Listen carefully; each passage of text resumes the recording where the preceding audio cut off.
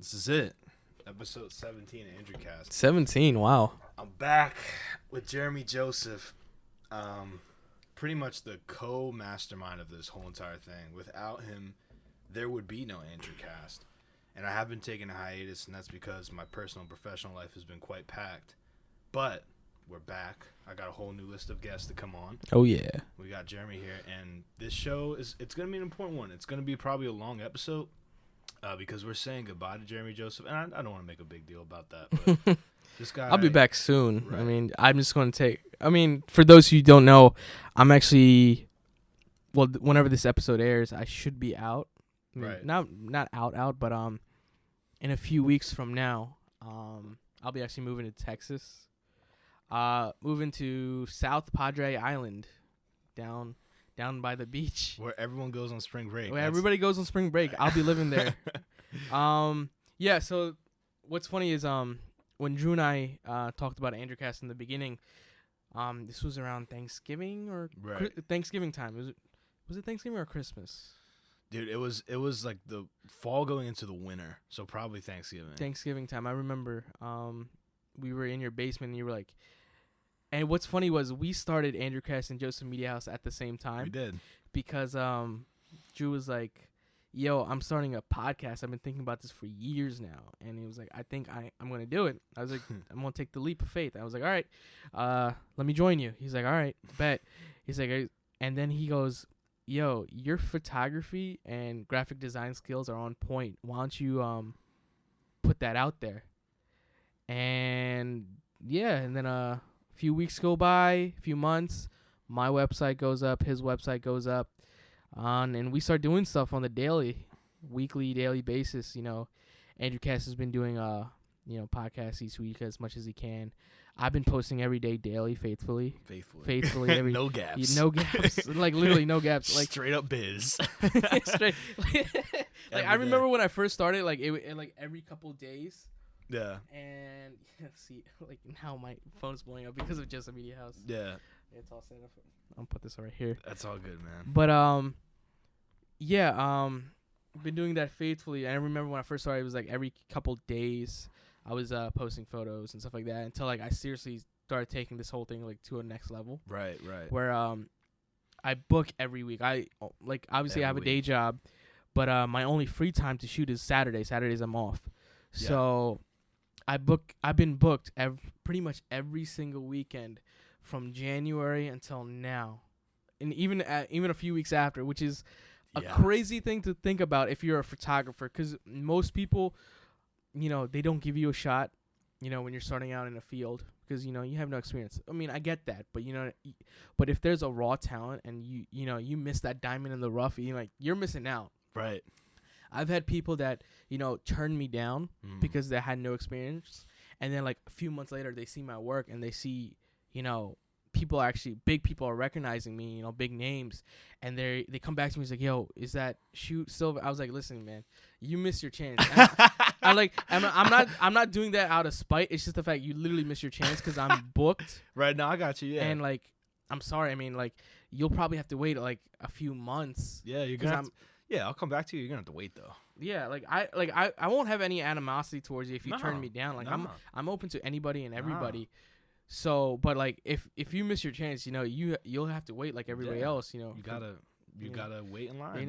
You just left the line and the line got bigger. Exactly, you left the line. Bro. Now the line got bigger. Line got bigger. What you should have got your coffee when the line was short. Right. That's just what it is. Or I mean, it's it's 2017 on the go orders. Right, man. That's the truth. But I just want to say, man, thank you so much, because like, in addition to being an inspiration for this, and we both started together, you have been someone who's held me accountable, but not in a way that was like overtly like over the top, like yo, like you better do this today. You trusted that like I was gonna be consistent with this thing, even though we've had some gaps and stuff. But you've always been somebody to be like, yo, like, are you recording? Yo, what's up today? Like, yo, who's your guest? And because of that, man, just because of that little thing, like, you've made this show that much better. I can't, not even to mention all the design stuff that you've done for the website and like the pictures and stuff, man. Like that's even above and beyond. So, bro, I gotta thank you. And listen, man, you're one of my best friends. I'm sad that you're moving to Texas, bro. But like, honestly, man, like, no matter where we go, We're always together. gonna connect. If It's not a big thing. If it's a group chat or if it's a plane ride or a bus ride, Right. that's it. Whatever it takes. I'm serious, man. Whatever it takes. Right. Like, what's funny is you know, for those who are watching, we don't just like our creative work like right here with Joseph Medias and Andrewcast.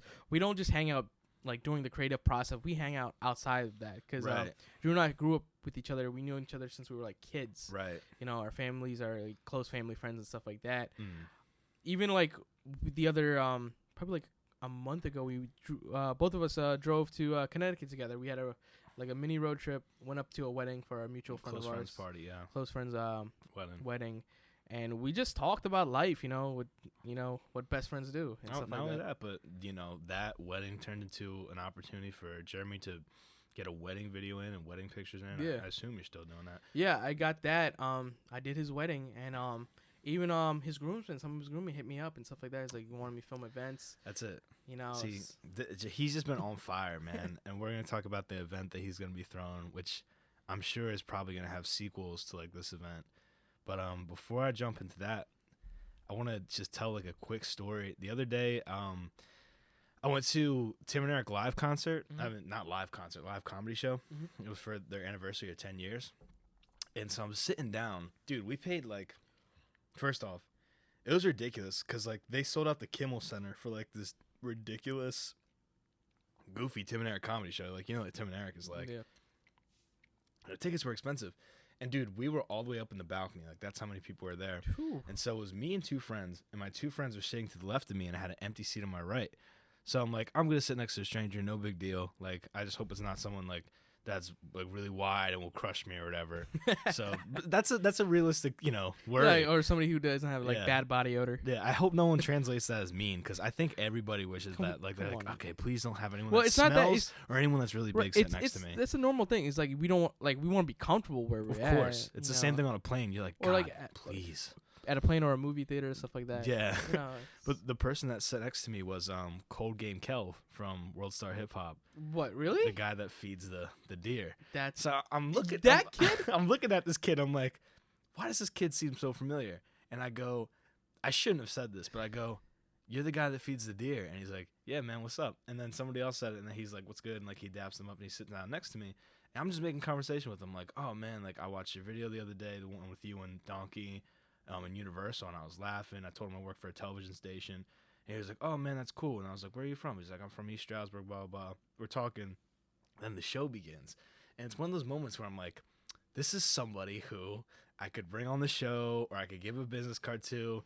But you don't want to be that guy, you know what I'm saying? I just want to let him like watch the show. Let him And live so his that's what life. I did. Yeah. Like I was laughing, let him watch the show. But dude, like not to put his business out there, but this guy. Bro, I looked like 10 minutes into the show and he's asleep. He's fast asleep. Everybody's laughing at this comedy show. I don't know. I think he came with his homie, but like he was sitting by himself and everybody was like laughing. And I look over and he's asleep, like just like actually just nodded, right?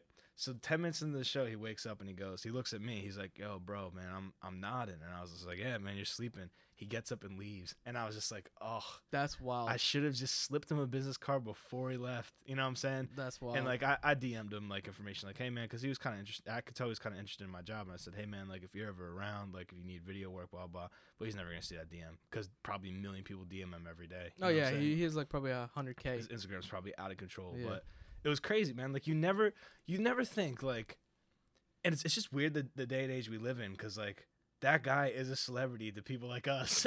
Right. He's a dude that feeds deer. Dude who feeds deer, but like to his homies, he's just his like best friend growing up. Mhm. You know, he's like, dude right here plays video games. Dude right here plays messes with deer. Right, this guy messes with deer and is just super famous on the internet for that. But yeah, it was just weird. It's another one of those things in life where you're like, you'll never guess what's gonna happen. Like I could have never told you that Cold Game Kelv, out of all the people that are in my peripheral of knowledge, would sit down next to me.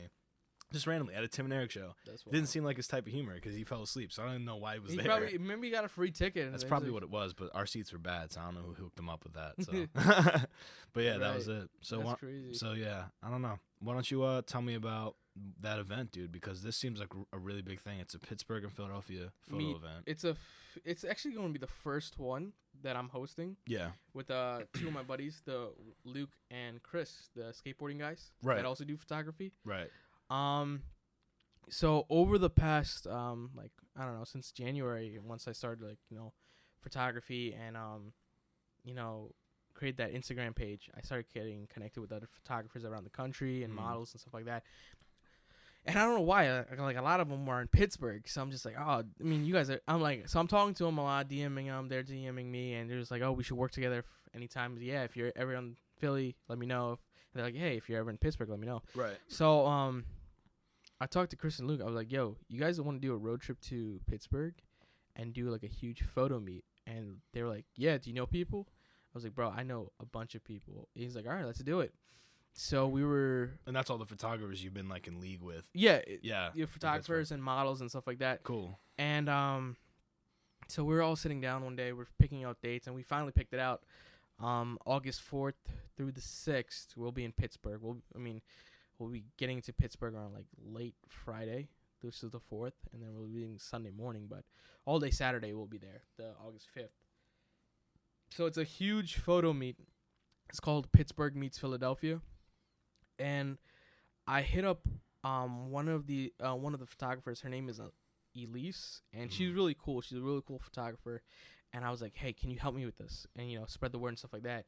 And she started telling her friends, and I kept hitting up every single Pittsburgh model and stuff like that and photographers.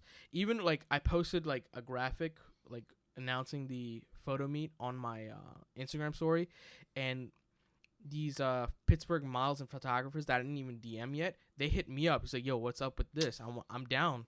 Like, I remember this dude, Chris, he's a photographer, and he's like, bro, I'm so down. He's like, I'll put it on my other page, though, not my personal one. I was like, all right, fine. I look at his other page. He has, like, 50,000 followers. Nice. And he throws it on his page. He's like, bro, big photo meet.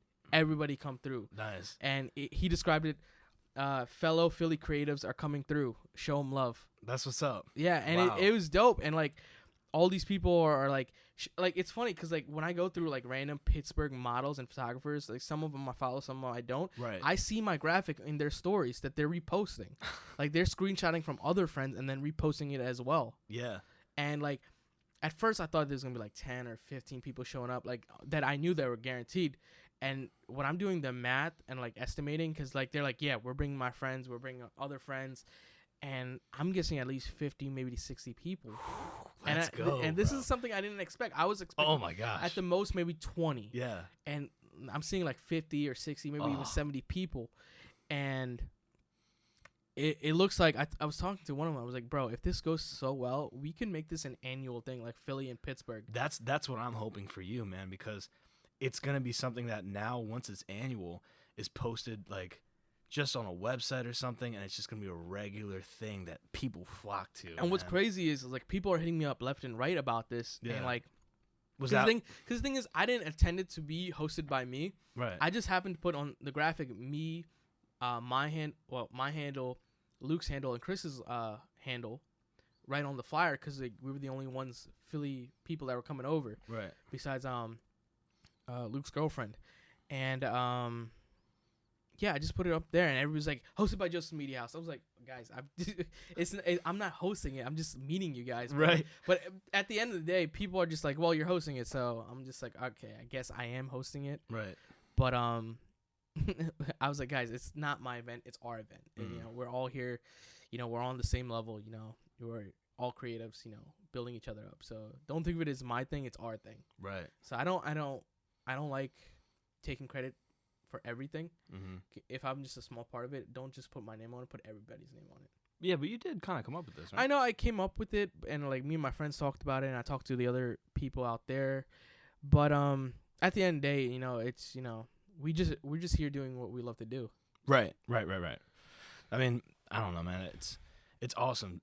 I got really excited when I saw the actual picture for the event on Instagram, and so what exactly like is gonna happen at the photo meet? So, like, do you know like if there's So like I've seen it like I don't know why, like there's a lot of photographers out West Coast, like West and California, Yeah. And I've seen like their photo meets in like LA or San Francisco, and they get like 200, 300 people showing up, models, photographers, just at a venue and just like taking photos, connecting and stuff like that, which is cool. This is what I want to do on the East Coast. I don't think we have anything in the East Coast, maybe in New York, but not Philly or Pittsburgh, nothing PA based. Right.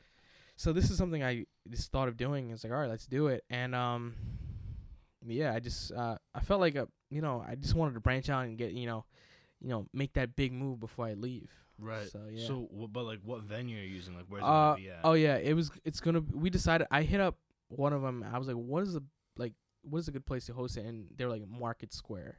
Market Square in Pittsburgh is like their downtown area, like the smack dab in the center. Okay. It's kind of like Dilworth Park in Philly. All right. Nice. Like or Love Park in Philly. Nice. It's basically that. It's like in the center of the town. Yeah. It's a big open square. Open space. Yeah. Open space, like Rittenhouse Square. Like cool. Like literally like just like that. So they were saying, yeah, it's a poppin' place. It looks great. City and stuff like that. I was like, all right, we'll all meet up there 4 p.m.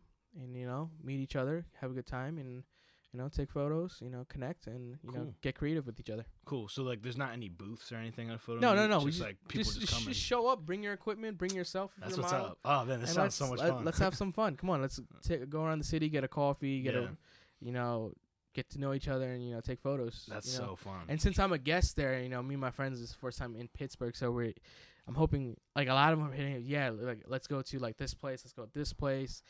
I have some individual one-on-one shoots that I planned ahead of time. Right. When you get there? Yeah, when I get there. So I need to bang those out first before I get the whole communal thing going on. Right, nice. But no, I'm working with specifically with some models, like specifically because I really wanted to work with them, and they were like, "Yeah, I'm down." I'm smiling, man, because seriously, like when we started this podcast, none of this was here. Existed. Like I didn't think that would happen. Yeah, dude, this is incredible. I can't wait till afterwards. Like going to a photo meet, I didn't think that would be a thing for me, cause like I was starting out like with nothing to show my work for. Right. And now I'm hosting an event, which is crazy to think about it. And if it's a success, man, which I'm sure it will be, it's just gonna be a repeat thing, and the audience is gonna grow and grow and grow. Yeah, I can't wait. Like this, like I booked the hotel and everything, and and what's crazy was you staying with your homies from here. Yeah, from here we're going over there. I booked a hotel, and the fact that I'm so excited about this, I went all out. I booked a 5-star hotel. Let's go. And I just didn't care, and I was like, all right, guys, it's just gonna cost this much. Yeah. And I just put over a little bit extra on my side because I just I wanted to have a good time. This is my last time in PA. In this in this side of the country, and before I go south, and I was like, I just want to enjoy my time with my homies and get to new people. No, it's worth it, man. I'm excited. So when is this again? August 4th. August 4th. Well, August 5th is the photo meet. Okay. I'm leaving Philly August 4th early morning, getting there hopefully by the afternoon or evening, leaving Sunday morning. But basically, Saturday is the meet. For those of you guys who are interested, if you're in the Pittsburgh area listening to this, 4 p.m. 4 p.m. August 5th, Market Square. You guys know where it is. I shouldn't have to tell you. Yeah, and I will put the flyer up as soon as I edit this episode and put it on the Facebook page and the Instagram page. I mean, you can put it up. I'm not sure if you've already done it on my Instagram page. I haven't done that. I mean, I didn't think it was relevant, but I'll throw it up. Put it on mine, man. Put it on mine. I'm gonna put it on everything. That's just the coolest. Whoa, I didn't even see that you had Just Media House. Yeah, I printed this out this morning. I found this what's it called, sticker ID thing. It's like they print out the label. It's a label printer. Whoa. So I found it this morning, and I was like, all right, I'm gonna put my handle and just put it right here. Obviously, I mean, you can't really see on the camera, but like his phone has. Is this a case on it? No, it's not a case. It's just like butt naked, but it's just a label right on it with my handle. It looks really cool. It's a simple thing. It's simple, but it looks cool. I feel like that would be a thing. Yeah. I mean, I can imagine, though. Because, like, the thing is, like, bro, you know what's funny? I still have not made business cards. And I don't think I'll need to do that anytime soon. You don't want to do that before the shoot? Or before the meetup, rather? Well, I don't think so. Because the thing is, the biggest thing, especially with photographers, is, like, when I meet people and I tell them I'm a photographer, the first thing they ask is not a business card, but what's your Instagram? What's your Instagram? 'Cause Wow. pretty much everybody has Instagram, Yeah. and what's the best place to look at photos? Instagram. Not even a website. Right. They just ask your Instagram. Yeah, Wow. yeah. What's your Instagram? This is cool. I was like, it works. That's smart. All Your business card would have to be is just JMH. Flip it over, your Instagram handle. Yeah, That's all it would have to be. Well, I would have this at front, Joseph Media House, and on the back, my Instagram and my website. That's it.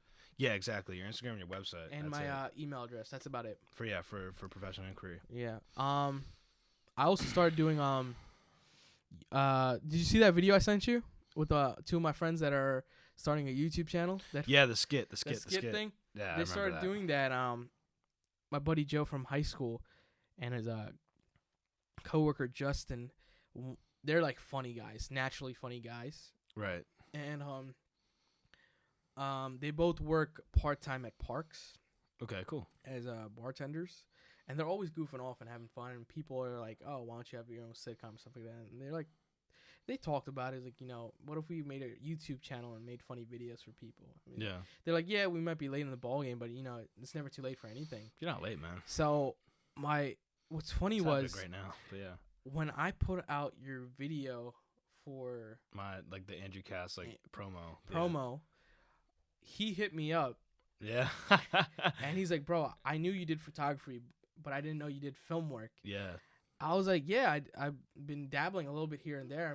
I mean, I want to feel more, get the feel for it. Mm-hmm. He's like, bro, my friend and I want to start a YouTube channel and do funny videos and stuff like that. So I was like, all right, we'll meet sometime. Eventually, we met up, filmed a few things here and there. I put a video up. My friend put a video up on his Facebook. They're gonna make a YouTube account and put that up there. But yeah, it's pretty hilarious. It's cool, man. Yeah. I love making skits and stuff, and that's kind of what it looks like it is, like character skits. Right, and it's not even something like crazy like some of these YouTubers like try to make full on movies or episodes. Like these guys just want to make 2-minute skits. Yeah, they're just trying to make something funny. What to promo them? What's the name of their channel and stuff? They don't even have anything yet. Oh, okay. But that's pretty. What I can just text me, man. I'll send you all the information. But yeah, I'll send you his video and you can just put it at the link. Cool. Yeah. And people can check it out and stuff like that. Share it with their friends. It's on Facebook and it's public, so anybody can see it, right? Even without a Facebook. That'll be like your first comedic YouTube video. Yeah. That you made pretty much. That I made because the rest of them are kind of like just serious or like promos and promos. teasers. Yeah. I don't know, dude. You do a good job with that. So South Padre, man, he'll be moving. It's gonna be wild, and there's probably gonna be tons of stuff. You should just go around spring break and just video and take pictures of everything that's happening. Just go to the epicenter of the madness and just tape it. Like just tape it. That's what I would do. Especially when you like, I have a big like a professional Canon DSLR. So yeah, so when girls see that, it's like, oh, he's a photographer. When girls see my Canon, bro, when they see my Canon, not gonna brag, man, but I just got a professional Canon. Like, yeah. That's how you sounded just now. Professional. It's Canon. That's cool, man. So, but yeah, because like I've seen people. It's like, yeah, I'm a photographer, and they just take iPhone. It's like iPhone only cameras. It's like iPhone onlys. Yeah, and to be honest, like it is good, but it's not great. You know what I'm saying? Like, yeah, like I don't mind like if you're a photographer and you do stuff on your iPhone, that's great. Like I've seen people that do great film work on their iPhone. iPhones and a lot of these new smartphones, you can make a full on, good YouTube videos and like vlogs and stuff like that because they shoot in 4K, which is crazy to think about. Like, back in the day you didn't even have that capability. Right. Now you can. But if you want to take yourself seriously as a filmmaker, as a designer, as a photographer, or whatever field you want to go into, take a little time to save up and invest in what you need, the equipment that you need, any type of software or self-help book or like manuals or stuff like that. Don't be afraid to spend a little bit extra. That's the key thing, investing. How much do you truly believe in your ability? Right, like, and you do just remember you do get what you paid for. Yeah. Remember the first mics you had? Bro. Right. chalk those mics. I Bro. don't even know where they're probably they're over Right. here. I bought a Oh. what was funny? I bought a tripod from Best Buy for $20. Yeah. Only lasted about 2 months and it broke. Bro, I'm serious. The only thing I have with those mics, and I totally get you on the tripod thing, is these stands. These stands came with the mic, and for some reason they're good. I'm keeping them. But bro, you're right. You get what you pay for. Right. Like if you see yourself, you know, wanting to be like a good actor, like take the time to read skits, Right. audition, act. You know, if you see yourself as, you know, somebody who wants to become a doctor or an engineer, you know, don't just take the time to like, you know, study the bare minimum. Like go above and beyond. You know, Sure. invest in time, invest in your time and stuff like that. Invest in your craft. Invest in, you know, what you want to do and how you want to change the world and have people see the best version of you. It's really that simple. Yeah. Yeah, man. But sheesh. Dude, you're just going to have so much stuff to film. Your portfolio is going to get big. So just tell me about some of the shoots that you've had recently, man. There's one that's been particularly fruitful. I keep seeing pictures from it. It was like a girl in this field. Oh, that's yeah, it's my friend Pooja. We both go to Temple. I met her through Becky, which is one of the other models I've been working with a lot. So I met her through her. I hit her up and I was like, "Yo, I think you'd be great as a new face for Just Media House. Would you like to model for me?" So the first time we went, me, Chris, and her friend, we went to Center City. Nice. Did a bunch of shoots there. Looked great because at the time I bought a brand new 50 millimeter lens. So for the camera that you bought. Yeah, Here, which was funny.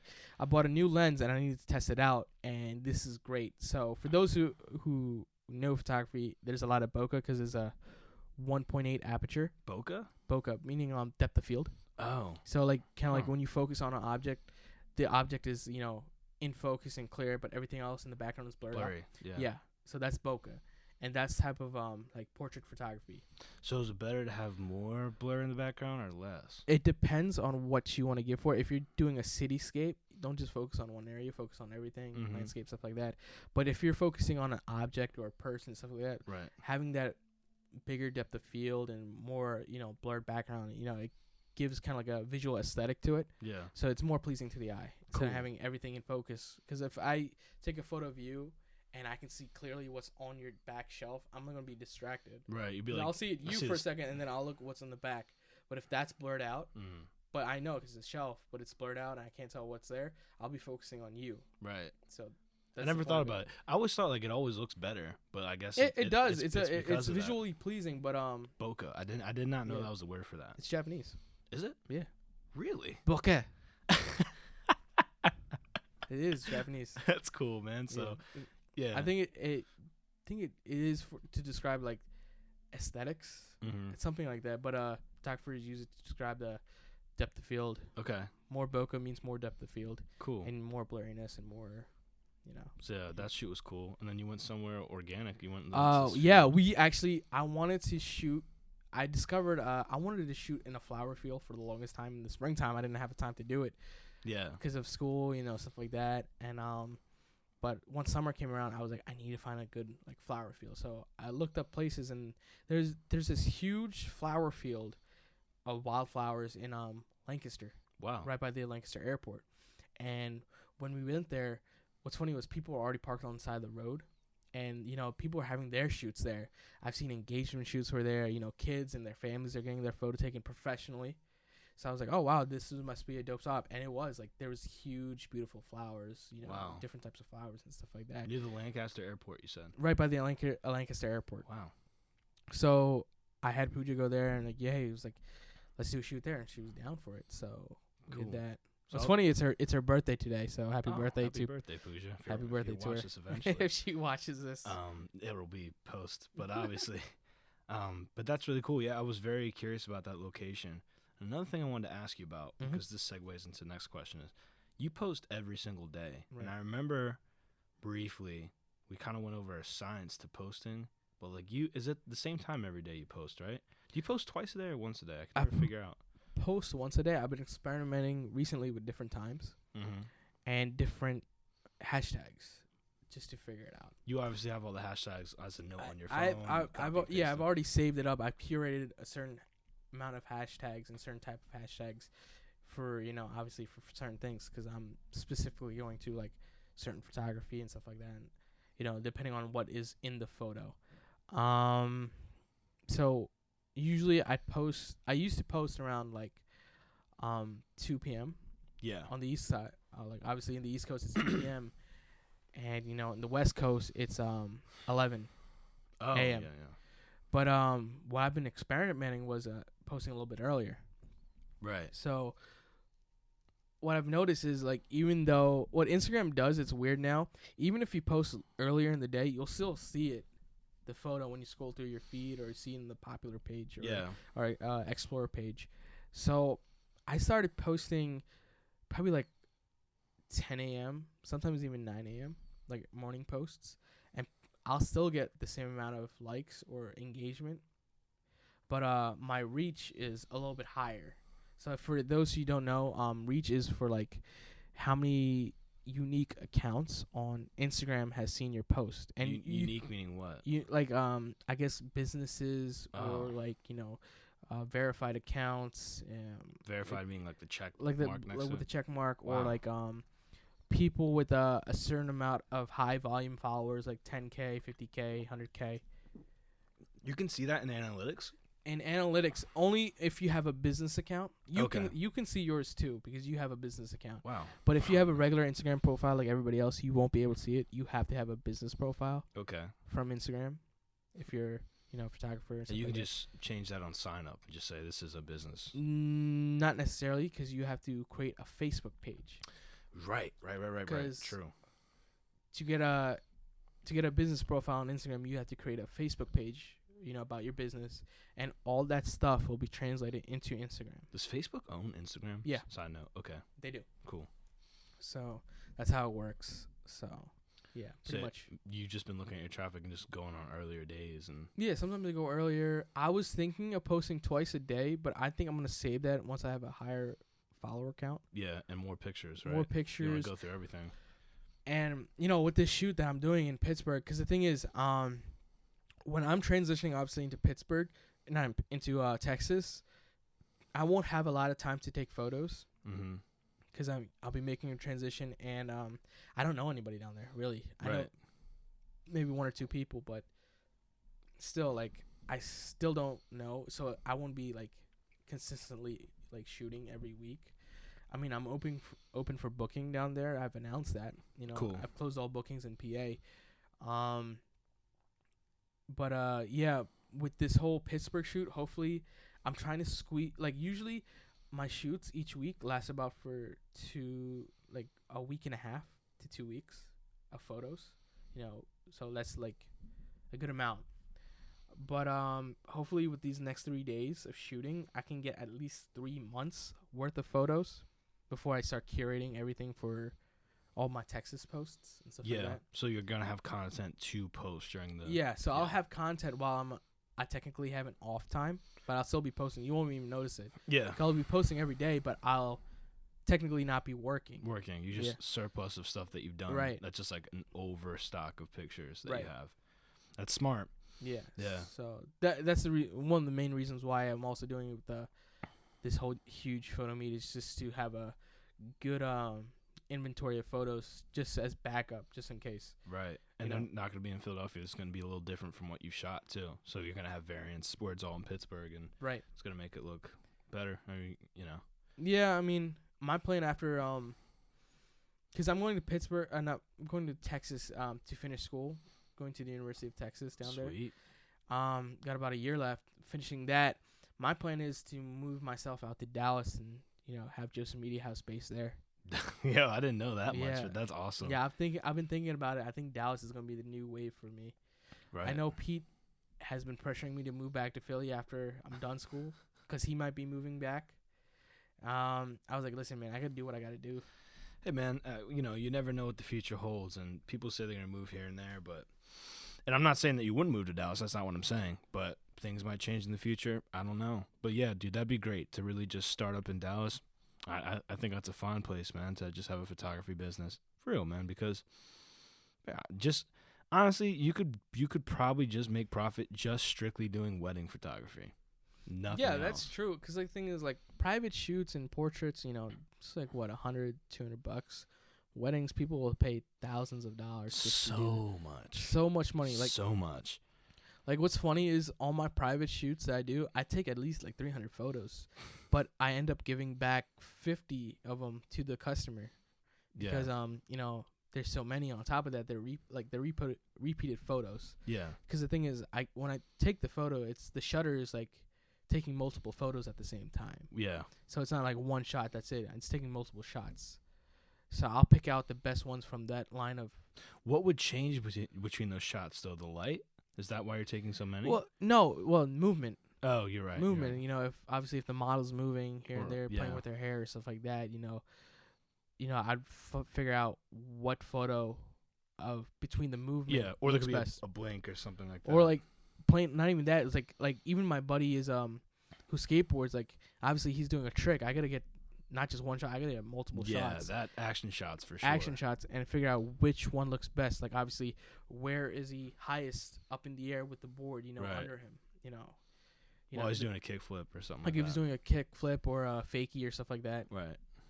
So obviously you got to be at the peak where he's at, like halfway throughout the move.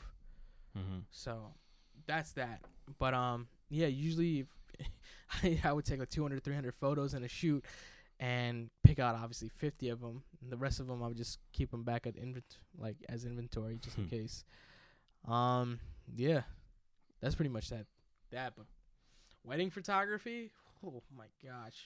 I feel like just any normal thing for a wedding is expensive. Food, anything. But when it comes to pictures, it's just outrageous. Like, or video. I think that's one of the most expensive parts of when you plan for a wedding. Obviously, you gotta rent the place and catering. That's like probably the top two. Right. Probably I want to say photography and videography kind of like nails over, like the dress and the tux. Yeah. For like the dresses for all the bridesmaids, the tuxes for all the groomsmen. I think that kind of peaks over that. No, it totally does, man. And here's a little tip from me, anyways. If you're graduated from college and you're looking for video production work, go on Craigslist and type in wedding video editor. I promise you, no matter what time of the year it is, there will be a job on there that is just, we need somebody to edit videos for a wedding at our wedding video editing company, or we need someone to edit pictures in Photoshop. If you're in the media and you're trying to get your foot into working on something, do that. I'm telling you. Because, it's never not in demand. What wedding have you ever gone to where that's not present? That's why they're able to charge so high for that. So you could just do that out in Texas. People get married at ranches and stuff out there. It's probably, married on horses and stuff. Bro, you get all these married crazy on ranches, pictures. Bro, it's not Las Vegas. Shotgun weddings? Let's talk about that. Oh, my God. What would you do, man, if you woke up and you just realized you're married? I mean, if she's hot. I mean, what would your parents say, bro? Bro, my parents would disown me. First of all, because your parents and my parents are pretty much the same thing. Similar. They would just all right, we can't have you in this house. We can't have you on Christmas cards. We can't have you on this will because you went out, get God knows what, got hammered. Next morning, you married Mary Lou from I don't know where. Mary Lou. It's the premise of a lot of films, but I wonder if it's ever really happened. I'm sure it does. I mean, I've seen a documentary on it. Really? Yeah. I forget where it was, on the Travel Channel or something like that. People literally meet for a week and get married. I was like, y'all are crazy. Crazy, man. It was funny when you see Ross and Rachel do it. Right. Get shotgun married. Yeah. But it doesn't work like that. Wait, who's Ross and Rachel? You ever see Friends? No, I've never ever seen Friends. You never seen Friends? No. See, what I was referring to when I brought this topic up was The Hangover, where the person is just so incoherent that they don't know that they've done it till the next day. I didn't know that that was a premise of a sitcom like Friends. I've never seen that it. was I believe that was an episode. They got drunk and they got married at a shotgun wedding and they realized what happened. They got divorced. And it's funny how they make references to each other. It's when when Ross is going on a date with a girl and they bump into Rachel. It's oh, this is my ex-wife. I mean, and they try to leave it out. It's yeah, we used to be married. It was a mistake, but people do crazy things, man. It's just I hope I never get to the point in my life where I would do something crazy to that caliber, which you know, like risking so much on a whim. That's like, I mean, I guess that's the kind of place that Vegas is, right? You're gambling. You're spending. You're willing to bet enormous amounts of money with probably no return, right? Right. So it's like, why not just get married to some random person you met? Like, it's just a reckless thing. Right, but you don't even know if they're a serial killer. You don't even Oh know no, if, of course like, not. You know, they have like very like a lot of skeletons in their closet. Right, you don't even know man. what's going on. You It's don't just even know if they have a kid or not. The same thing with Craigslist dating, bro. It's like that. Or Tinder. Yeah, dude. Honestly, there's had to have been a Tinder killer by now. I should. I mean, there's a Craigslist killer. You might as well have a Tinder killer. dude. And Craigslist Or is Tinder rapist. that's insane. Well, that probably exists, unfortunately. But yeah, man, all that like meeting up with people online, man, like you just That's some risky stuff. Like, obviously that's like Russian roulette. it's a no-brainer for me to say that it's risky, but people really don't understand. Some like, people are just like I don't want to say maybe desperate. I don't know. No. Not to say that it can't work out, because it can. Yeah, like I've met people that they actually are dating because they met through Tinder. Yeah, no, totally. Like, well, I mean, totally. It's nothing new. I mean, look at eHarmony. Yeah, we've seen the commercials. Like, oh, people get married they meet Right. online. It's kind of like the same concept, but it's an app. Right, man. But I'm just talking about meeting people online in general, which is the topic of a lot of this podcast. Which is kind of like what I do, but when it comes to photography, which is funny. But you're meeting up with like Professionals. Yeah, you're meeting up with professionals. Like you look at their Instagram, you see they have 1,000 pictures. You know very well what they look like. You know what I'm saying? They're pretty much real. There's never really a risk for you. You know? They're actually real people. Yeah, especially because like especially when they have mutual friends. And also, man, because you're a guy. Like, let's just be honest. You know what I'm saying? Like, that's if you're a dude and you're meeting up with somebody else online, like the risk for you is very low.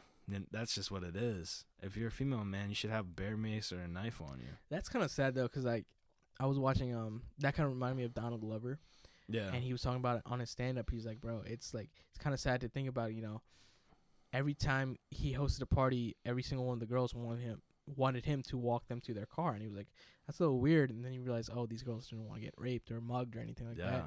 And he's like, it's kind of crazy to think about, like, because that's not around the corner for him or his guy friends. Right. Like, he doesn't need to, like, look around to make sure, like, he you know, right, man, somebody's going to attack him or something. It's a whole different lifestyle vulnerability that you really don't think about. And I went to school at Temple. I've walked women to different locations that were my friends because of stuff like that. Right. And I had the same thought. I was like, this is jacked up. Like, I don't know how I could be happy walking through life feeling so like, oh, someone might attack me, you know? It's true. Because, like, you and I and, you know, our friends, you know, we've gone on late night walks when we were teenagers and even now, and we're not worried about being attacked or stuff like that. Never. That's a never. That's like never. But like if we were girls, like no question we'd be inside. Like, right. We would not go out until the sun comes out. Yeah, I mean, give or take, or you'd have a guy friend with you to make sure if things got crazy. You know what I'm saying? That hopefully he's not a wimpy. He will handle stuff. Right. But yeah, the moral of the story is, kids, walk around with a knife and some mace. Even if you're a guy, who knows what could go wrong, man? Like, you know, you're not invincible.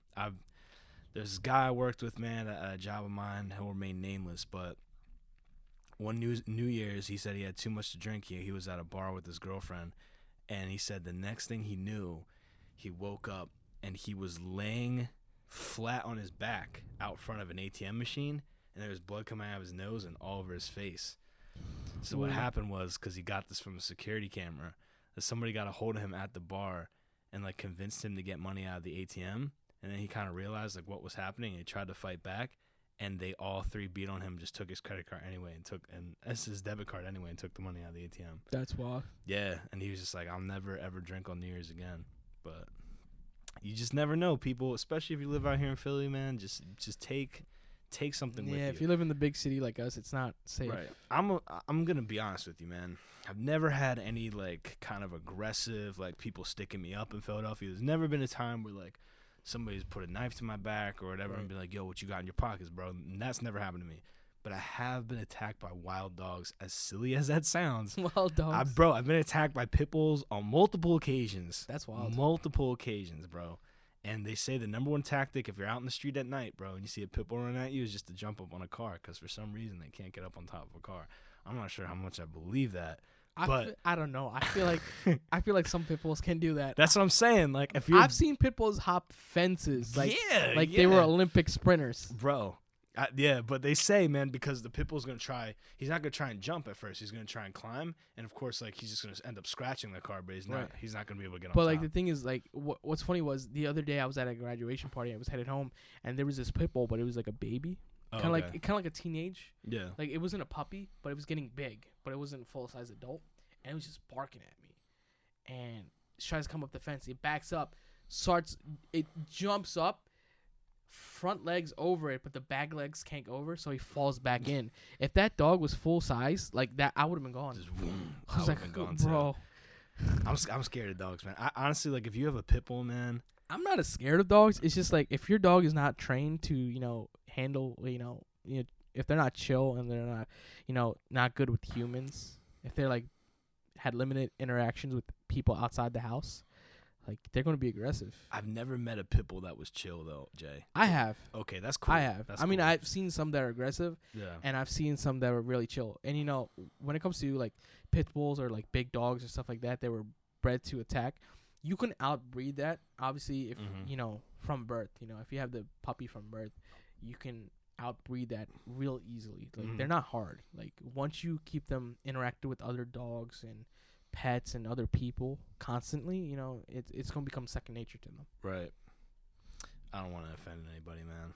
I agree with you, but I do have to say that Drew's a cat person. If you guys didn't know, I am, man. Like I've had this conversation so many times with so many different people. I like my animal companions to be non-invasive, and I know everyone's gonna disagree with me on that.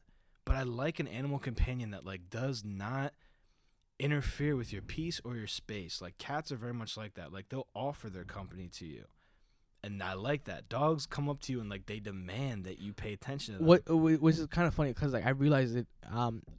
I heard this one thing, like this one saying was like, dogs are like annoying toddlers Yeah.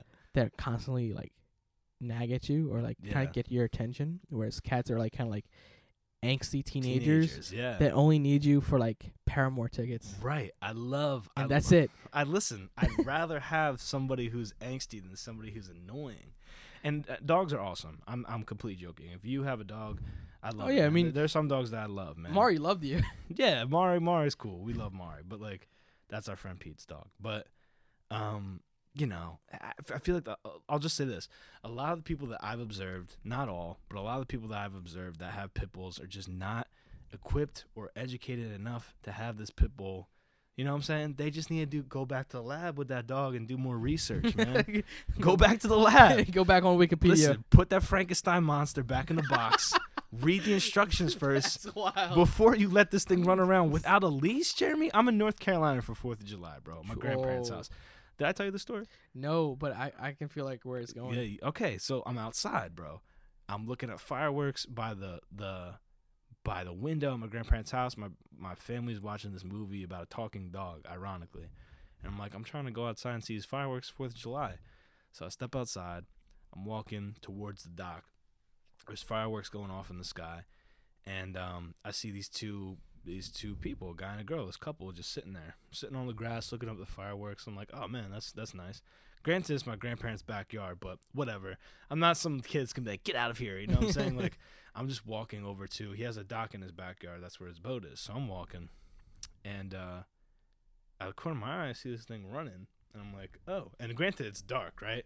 It's pitch black besides the fireworks, so I can see an outline of something running, right? I'm like, oh wow, like there's deer back here. My mind, right? Because I'm not in Philadelphia. I'm like, yeah, because like in PA, like down south, it's probably not like many deer as us in PA. yeah, because like we have like all woods. Outside of Philadelphia, it's just woods. exactly. So I'm surprised. I'm like, oh wow, I'm not in Pennsylvania, but I guess there's deer. So I turn and I look, bro, and coming at me full force, I'm talking like Jimmy Neutron's rocket dog, comes this massive pit bull that is just like, it's going crazy, right? And I go, oh snap. and like I could have done a whole bunch of power moves, I guess. Maybe one would be like to just make myself look big, or just or grapple it. or just bring the leg back to kick him. Bro, I stumbled. I was like, I just fell forward. I was like, oh snap! And this Oh, dog, God.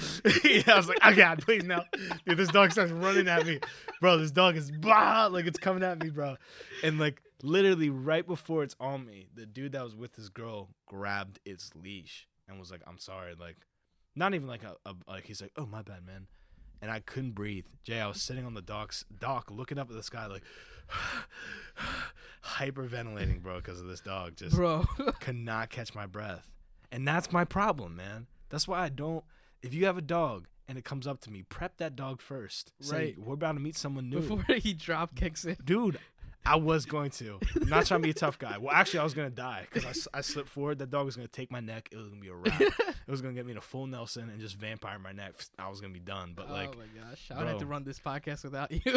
But honestly, man, I had to talk to my grandpa. I was like, yo, what do I do if a pit bull's running at me? He's just, like, kicking it in the face. And I was like, what if it grabs onto my foot? Kick it harder. Kick it with the other foot, like it's just midair, just. That's why, man. I was like, I wish I was in Philly because I could get on top of a car right now, for real, and maybe it magically wouldn't be able to get up here. But yeah, bear mace, people, bear mace. It's unfortunate we have to live in a world where women have to fear for their lives when they're outside. That's a horrible aspect of society. Keep a knife and mace on you, man, because you never know when a dog's gonna come up on you. On you, bro. I'll tell another dog story, man. Why not? Go ahead. So I'm over here in the clusters, man. I'm Right. waiting outside of my friend G's house. One day he's gonna come on this podcast. I'm out there in my car, bro. Midnight. Yeah. Windows down because my AC was bad. This is when I had the '93 Legacy, the classic. Oh, I remember that. The paint got wet. It was so it looked like it was like a dung red. Bro, dung red, straight out the 90s. The paint on the back by the wheel got like rippled and warped by like water and sun, so it looked like my car had herpes, yo. I'm out here in the whip, darkness, right? Just sitting back, man. I didn't put music on for some reason. I don't know why. Like I just kind of like saw it as like a scene from the movie, you know? Like there's a street light, my car is here, the window's down. I'm just chilling in this whip. And I'm not even lying to you. I hear a noise. This sounds like I'm making it up. This happened to me. I was so tired that I never told anyone else the story. I'm waiting for my friend to come out in the car, and I hear this noise like I was like, it's like one of those things like, is there a killer around here? Like, did someone just like walk by or whatever? Jay, I'm sitting back, bro. I'm blinking slowly, that tired blinking, and then I look and I see paws on the window, and this huge head comes through, just. What, dude? I'm right here in the driver's seat, and there's just this thing, like chomping at me, right? And I go, "Oh my god!" Right? And this guy is grabbing the collar of it, like holding back. No, it was a woman actually. This woman was holding the collar of it while it was like trying to snap at me, and she's like, "I'm so sorry. Like, I hope it didn't scratch up your car." All this Scratch up my face. That's what I said. I was like, "Yo," and I couldn't even say anything. Again, when those situations happen to me, man, I get real wimpy, bro. I get into the state of like hyperventilation where like my heart kicks into a whole nother gear. I can't go back to civilly talking like, no, it's okay, I'm all right. I just like, bro, it was like a nightmare, man. Bro. So pit bulls, I don't mess with, man. If you got a pit bull, I love you for real. Like, and I've had some pit bulls that I hung out with, like baby pit bulls that like I'm cool with, but like. But if it's full grown, keep it in the garage. Don't bring it near me. Don't bring it around me. If Drew's coming to your house, put it in the garage. Right, man. If not, put it in the basement. Right. Put it in a room where it's gonna be chill. Listen, man. Get yourself a wiener dog. Get yourself a Pomeranian, Chihuahua. Chihuahua. Something nice and small, fun size. Something small, yeah. What's up with you guys? You guys want to own monsters out like here? That's the equivalent. That's the equivalent of you buying a full-grown alligator and putting it in your house. You don't need that. It's cool. I get it. It's cool. You look cool when you have an alligator on a leash and you're feeding it fish in your kitchen, but you don't need it. Right. Just get yourself a dog. Don't get yourself something that I would see I on Discovery Channel. He's out here trying to get Simba. I'm making jokes, man. But let's talk real quick about. I mean, we're not boxing or MMA experts, but it's a podcast, so why not weigh in? Mayweather versus McGregor. What do you think? Okay, I'm gonna break it down logically. Everything points towards Floyd. Logically, mathematically, systematically, scientifically, realistically. But us as Americans, I've seen a lot of people going for this. we all love the underdog. We do. We all, especially when you're from Philly, Yeah. boxing city of the underdogs. Yeah. You know, we're gonna go for McGregor. Yeah. We're gonna go for McGregor, and Oh, I'm going yeah. for McGregor. I mean, Floyd has what 25 years under his belt of boxing. I think more. More than that, It's a 41 record or 40. 49. Oh, so he could get the 50. And then just be he said in the press conference that no matter the outcome, this will be his last. He wants to retire It's like the setting of a movie. with a 50-0. But I really want that 49-1 because McGregor, you know, he talks the talk, but he can walk the walk at the same time. You know, he can put the money where his mouth is, Right. which is what I like about him. Like, I hate people that are cocky, but they can't back themselves up. Yeah. But if you can back yourself up, by all means, you know, give us a speech. And McGregor can do that. And I know a lot of people, you know, they're rooting for Floyd, they're rooting for McGregor, but I really want to see McGregor take the W. Yeah. But, you know, realistically, Floyd, he plays by strategy. Right. He won't necessarily go for the knockout. He'll do it if he has to, but 9 times out of 10 he won't, Mm-hmm. because, you know, he'll give a few combos here and there in the beginning, like really quick for a few rounds just to rack up his points and then lay back and try to tire him out. That's what he did with Pacquiao last time I saw that fight with him. I mean, he's the epitome of a technical boxer. Yeah, he wins by strategy, which is Right. nothing wrong in boxing. More tactician than power. The thing is, it's not a big crowd pleaser. Like, everyone's like, oh, he doesn't deserve to. Listen, man, he's the best boxer in the world. Like, whether he puts on a good show or not, like, whether he knocks people out like Mike Tyson or not, like, you gotta admit, like, he's good at his thing. I'll be honest, like, watching him is boring. Because Yeah. people think they want to see, like, you know, the Mike Tyson. They Right. want to see, you know, Yeah.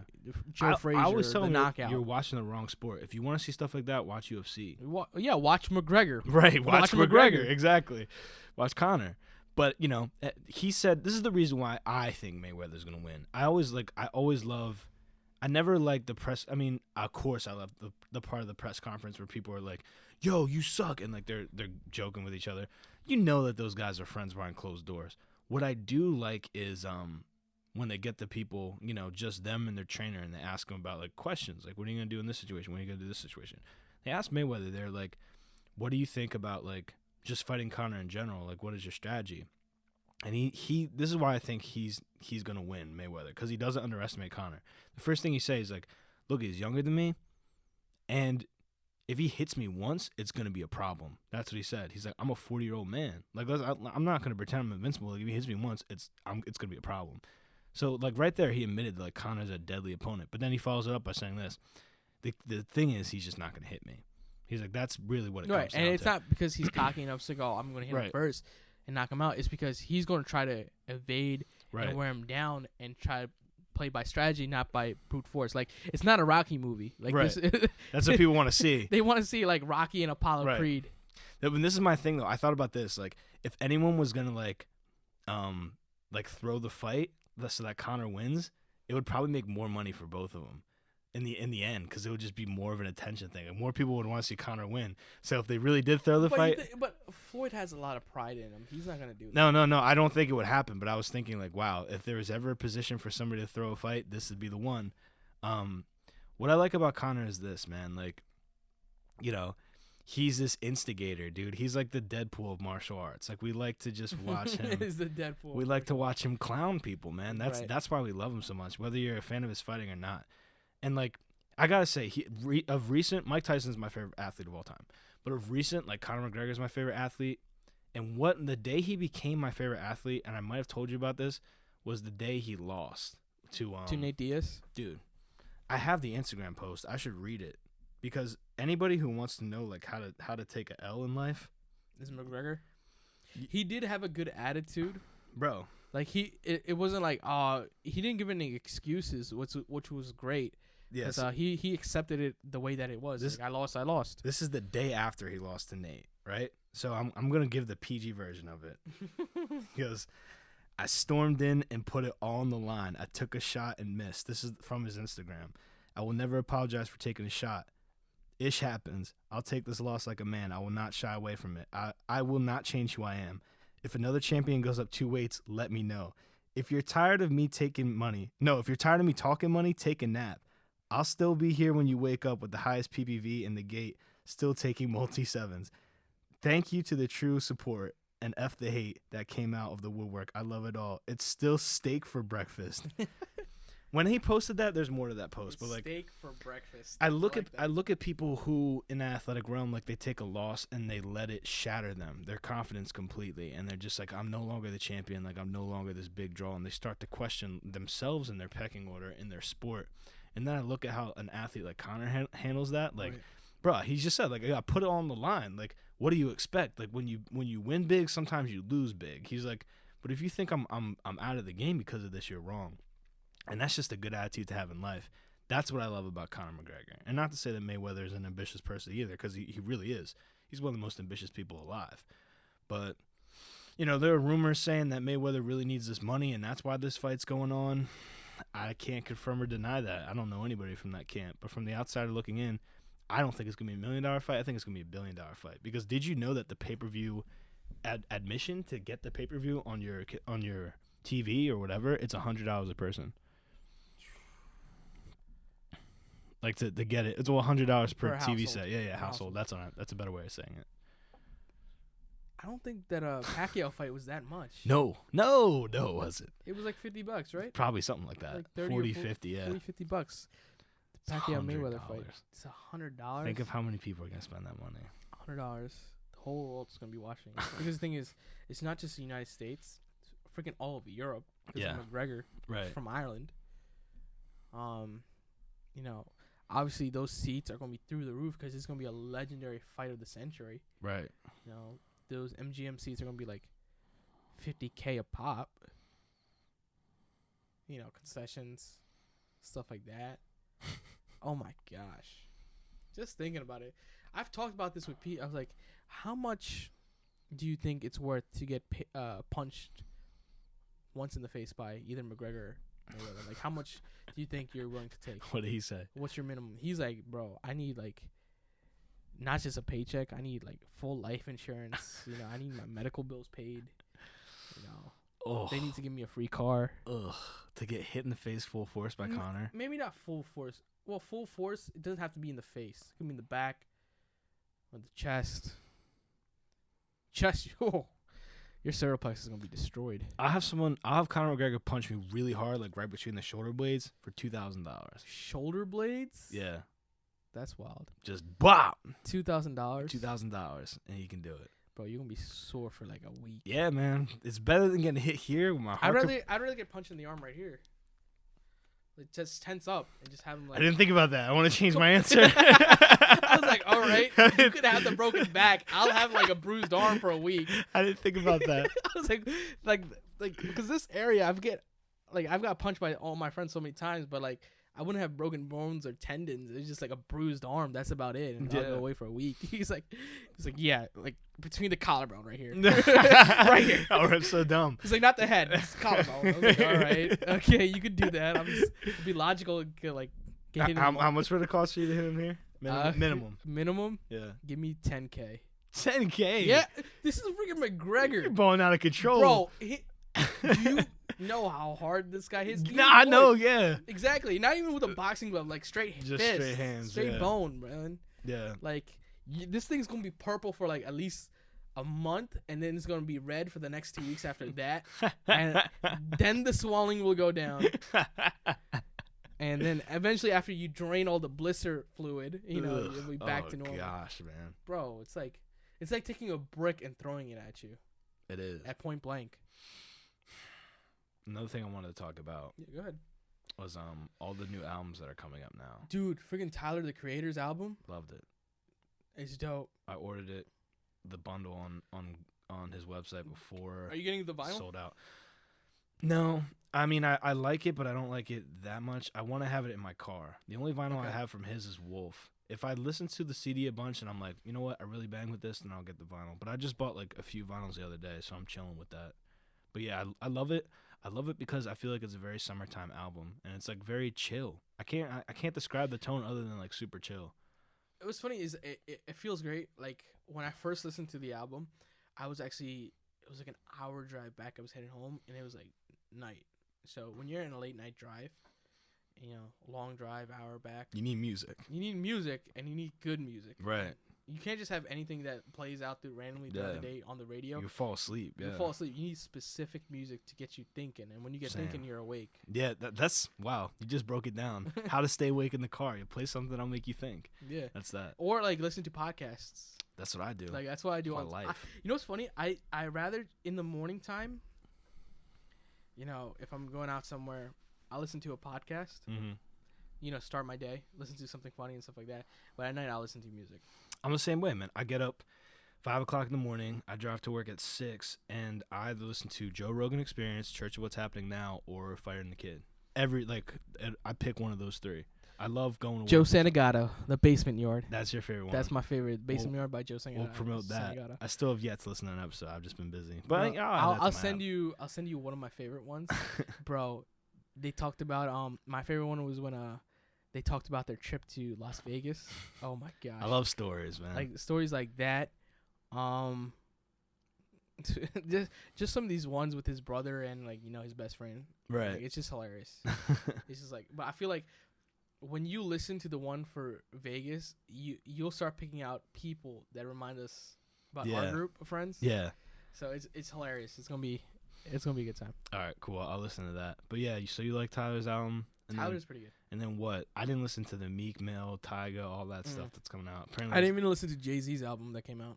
Oh, the 444. 444. How crazy is it that he mentions OJ in his song and then OJ Simpson? Yeah. Oh, he got on parole, which is crazy. I'm sure all the Illuminati people that still think Jay-Z's in the Illuminati are like, see, man, dude, he rapped about it in his song. I'm sure there's probably a video like those that conspiracy ones. Yeah. It's like, see, if you analyze it right here, and then exactly at 444, the parole was given to him. Yeah, exactly. Somebody will say that. I was like, guys, shut up. I guarantee if I go on YouTube right now, I'll find something like that. I was like, and when I read these things in articles and stuff like that, I'm like, guys, you literally probably spent an hour, 2 hours, 3 hours of your life researching and putting this all together.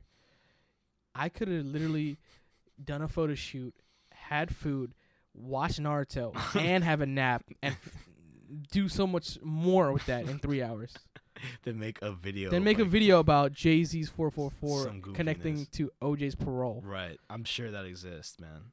I don't know. People are weird with conspiracies. They are. Are you big on conspiracies? Is there something that interests? I've seen some that are pretty cool to me. Yeah, I like them because I think that here, man, I definitely believe that there's secret societies and that there's secrets that are not made available even in the age of internet where it seems like everything has been brought to light. I think there's some stuff that still manages to hide from the public eye. I believe in that. But dude, I don't want to get too political in this. All I'm going to say is I like conspiracy stories to a point where I like to entertain them as fiction. And I just think wow, that's a cool premise. A big one for me exist. was growing up was I was seeing it on Discovery Channel or National Geographic is Roswell, New Mexico. With the aliens back in the Cold War. Obviously U.S. government was like, hey, we were actually testing, new aircrafts for the Cold War, during the Cold War. And people are like, nah, man, I was pulled up by an alien, up in there. Right. They were probing my anus. I was in my bed. I was was sleeping. And all of a sudden I look up and there's 10 green little men standing at the foot of my bed. One had a big finger and they started probing me. And I was like, what the hell? I was like, what is this? The first thing I would do is just look at that person man, so where are you going Saturday nights? You must have had too much peyote, didn't you? Right. there's way too much bokeh going on here in this room. Not to make fun of these people, man. Some of these people are traumatized for life. Honestly, probably a lot of them are on hard drugs. But I love alien abduction stories. Hey, man, in the words of Rick James, cocaine's one heck of a drug. It is, man, for real. But I love alien abduction stories, man. Because they're kind of funny. I entertain them as fiction. I don't look at them and be like, wow, that really happened. I look at them and say, wow, this person really believes this. And I hate it when people that entertain it in the way that they're they give them sympathy. Oh my gosh, you're such a survivor. Oh my gosh, we need to put your story out there. No, there are people that suffer from real tragedies. There are people that actually really suffer actual tragedies. Right. Like human trafficking. And not like tripping balls on acid. Oh, like, my goodness, man. Yeah. Like, we don't need that. Yeah. I mean, it's good to console somebody, but believe me, like, if they've been abducted by an alien, they're back here, they're going to be fine. I'm telling you. If we do an autopsy, or not an autopsy, physical examination, and they're good, like, they're good. But, yeah, I love stuff like that. What I'm saying is, like, I like to hear about stuff and entertain it as fiction. Like, I don't take it too seriously, but I'm like, that's interesting. Mm-hmm. Like, the big conspiracy that resonates with me is the Paul McCartney conspiracy. You ever heard about that one? I actually never heard about that. Where, like, at the height of the Beatles, when, like, everything, like, the Beatles was just, like, rocking the world, Paul McCartney actually died. So to keep the marketing and they got a clone? Not a clone, but a lookalike. I love that theory. Theory? Because it's so bizarre. How does Ant feel about that? Because he's a huge Beatle fan, Anthony Clarkson. He thinks it's baloney, of course. But I heard about it first from him. But I just love that theory where people are just like, the show must go on. Like, we have to find someone that looks like him. I think it's like such an interesting premise for like a movie. That's why I like stuff like that. Like, right. You know, I take it as fiction, but I'm not a conspiracy guy, man. I'm gonna be honest with you, man. I haven't researched it a lot, but like, I don't think the Illuminati exists. Or what about like kind of like with the Illuminati, like, you know, the top 1% of the 1%, you know, is controlling the world. The elites. The elites. I can't really speak on that like, either. Because Mr. Robot breaks that down. You know, in the beginning, the first dialogue is like, you know, there's the 1% of the 1%, and they have their hand in everything. No, that's true, man. There's definitely billionaires in this world that are powerful beyond measure, and they have a whole bunch of stuff that you would never know about. There that are actually companies interferes with out your there life. that pretty much control all our media. Oh, yeah. Which is pretty much for sure Disney, Time Warner, and I think Viacom. Well, those are the big media conglomerates, yeah. Yeah, because they have all these subsidiary companies, yeah. So that, like, yeah, it was Disney, NBC, Viacom, and Time Warner. Pretty much in the United States. Obviously Asia and Europe, there's different things, but mainly those guys, 4 guys, right? Because they, especially with movies and TV shows and kids shows, you know, there's a lot of stuff that goes in there. Right, it's true, man. It's little stuff that though you never notice. Like, this is another thing I want to talk about on Instagram. Like, did you notice that like the posts that you see first on Instagram are the accounts that you actually visit? Like, you type in your search on the what do you mean on the explore page? I searched Joseph Media on Instagram to see like what's new, because it might not come up on my timeline right away. Because I search that so often, if there's a new picture of yours, it'll come up first on my feed. Oh yeah, that'll do that based on your like activity. Okay, yeah. So like they'll it's kind of like it's an algorithm that they do. So if I like follow a bunch of people and there are certain people I like a lot, and certain people I like less, like. Say if I like pretty much almost every single one of your photos and you post a photo, that will pop up. Right. It's like, oh, this guy really likes him. Let's put it up first. But if I follow a friend, I'd like maybe liked 1 or 2 back in the day and I haven't liked it or looked at his profile since, they're not going to show it. It's going to be there in order, you know, from when you posted. I'll just have to scroll through my feed and find it. But yeah, it's all algorithms. Right. Based on like, you know, what you look for. Same thing when you look on Google. Like the other day, I was like trying to book hotels on Google and stuff like that, looking at hotel.com and stuff like that. And what's crazy was I was on hotel.com and I was looking at a specific hotel that I wanted at the time. And then when I went to watch Naruto on 9 Anime, right before when you click the video, there's like a little ad in front of it. It's the ad for the exact hotel I was looking for 3 hours ago. I hate that stuff. I was like, so creepy. Dude, Google, stop doing this. Stop. Yeah, you're weirding me out with these cookies and stuff. Like, we get it. You're trying to take my money, but I was like, wow. I get the fact that like you want our money, but like chill out. Chill, exactly, like chill bro, out. I'm chilling. Like I'll get it eventually. Side note to that topic. You ever notice that like when you're trying to look something up on the internet, you absolutely have to use Google. Like you can't use Bing. You can't use Bing or Yahoo. What you're looking for won't come up on Yahoo. It won't, or Bing, because the thing is, the whole world uses Google. Right. Yahoo is pretty much for like news. Bing is probably like just fillers. Right. Filler space for Microsoft. But when it comes to Google has their hand in everything. In everything, yeah. And it's crazy how to think about like Google started like what, 1999? Like back in the 90s, and the biggest online, server was AOL. and Yahoo. They were like kind of like the top two, and everybody's using Yahoo or AOL. And now when people hear, oh, you use Yahoo as your email address or you use AOL, they kind of start laughing at you. Right. Because like he's still an old man. Yeah, because pretty much everybody has Gmail. Exactly. And even iCloud is getting up there. Right. iCloud, people are using a lot of it because, pretty much almost probably like, I want to say maybe like a good 55-60% of the world uses Apple. Yeah. I mean, it's just what it is. While the rest of you use Android.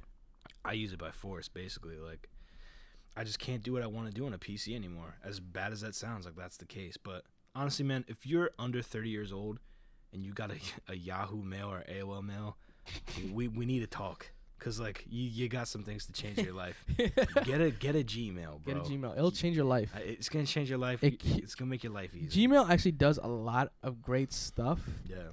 All your contacts, Google Drive, which is great.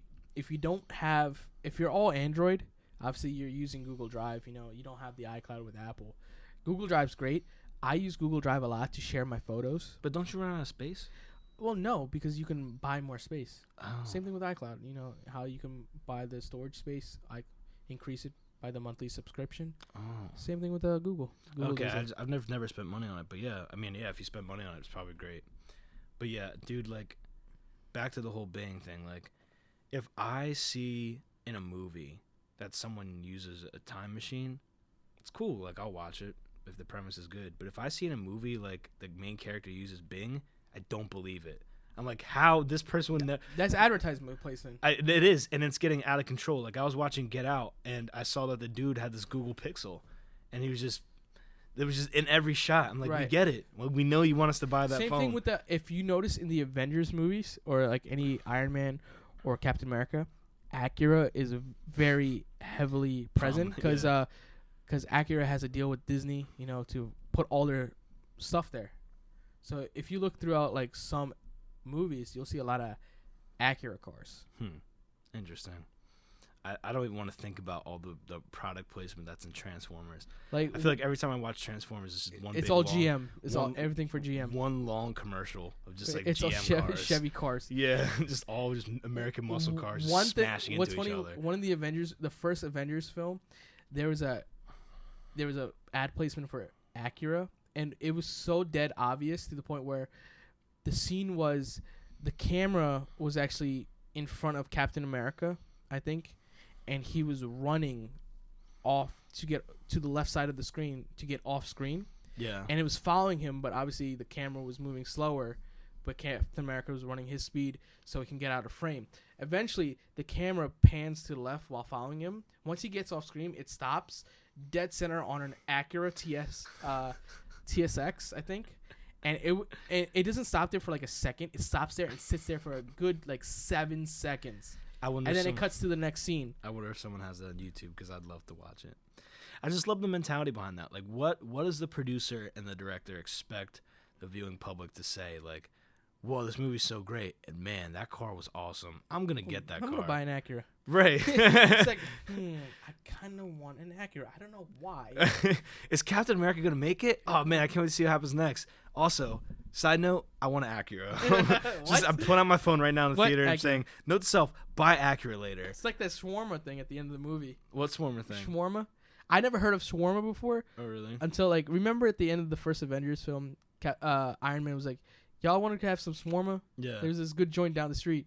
And then the end credit scene was them at that shawarma place, like chilling, eating food. I never stayed like after the credits. Bro, I was like, and apparently now shawarma is a big thing now because of that. Because of that? Yeah. It's ad placement, bro. It is, Ad placement is crazy. Like, you see it on the most obvious places, and like you don't even notice it at times. It seems so evil, though. That's why I love it so much. It's like, hey, I'm going to sneak this in there. You like, know what's crazy? Oh, we're subconsciously. You know who are the biggest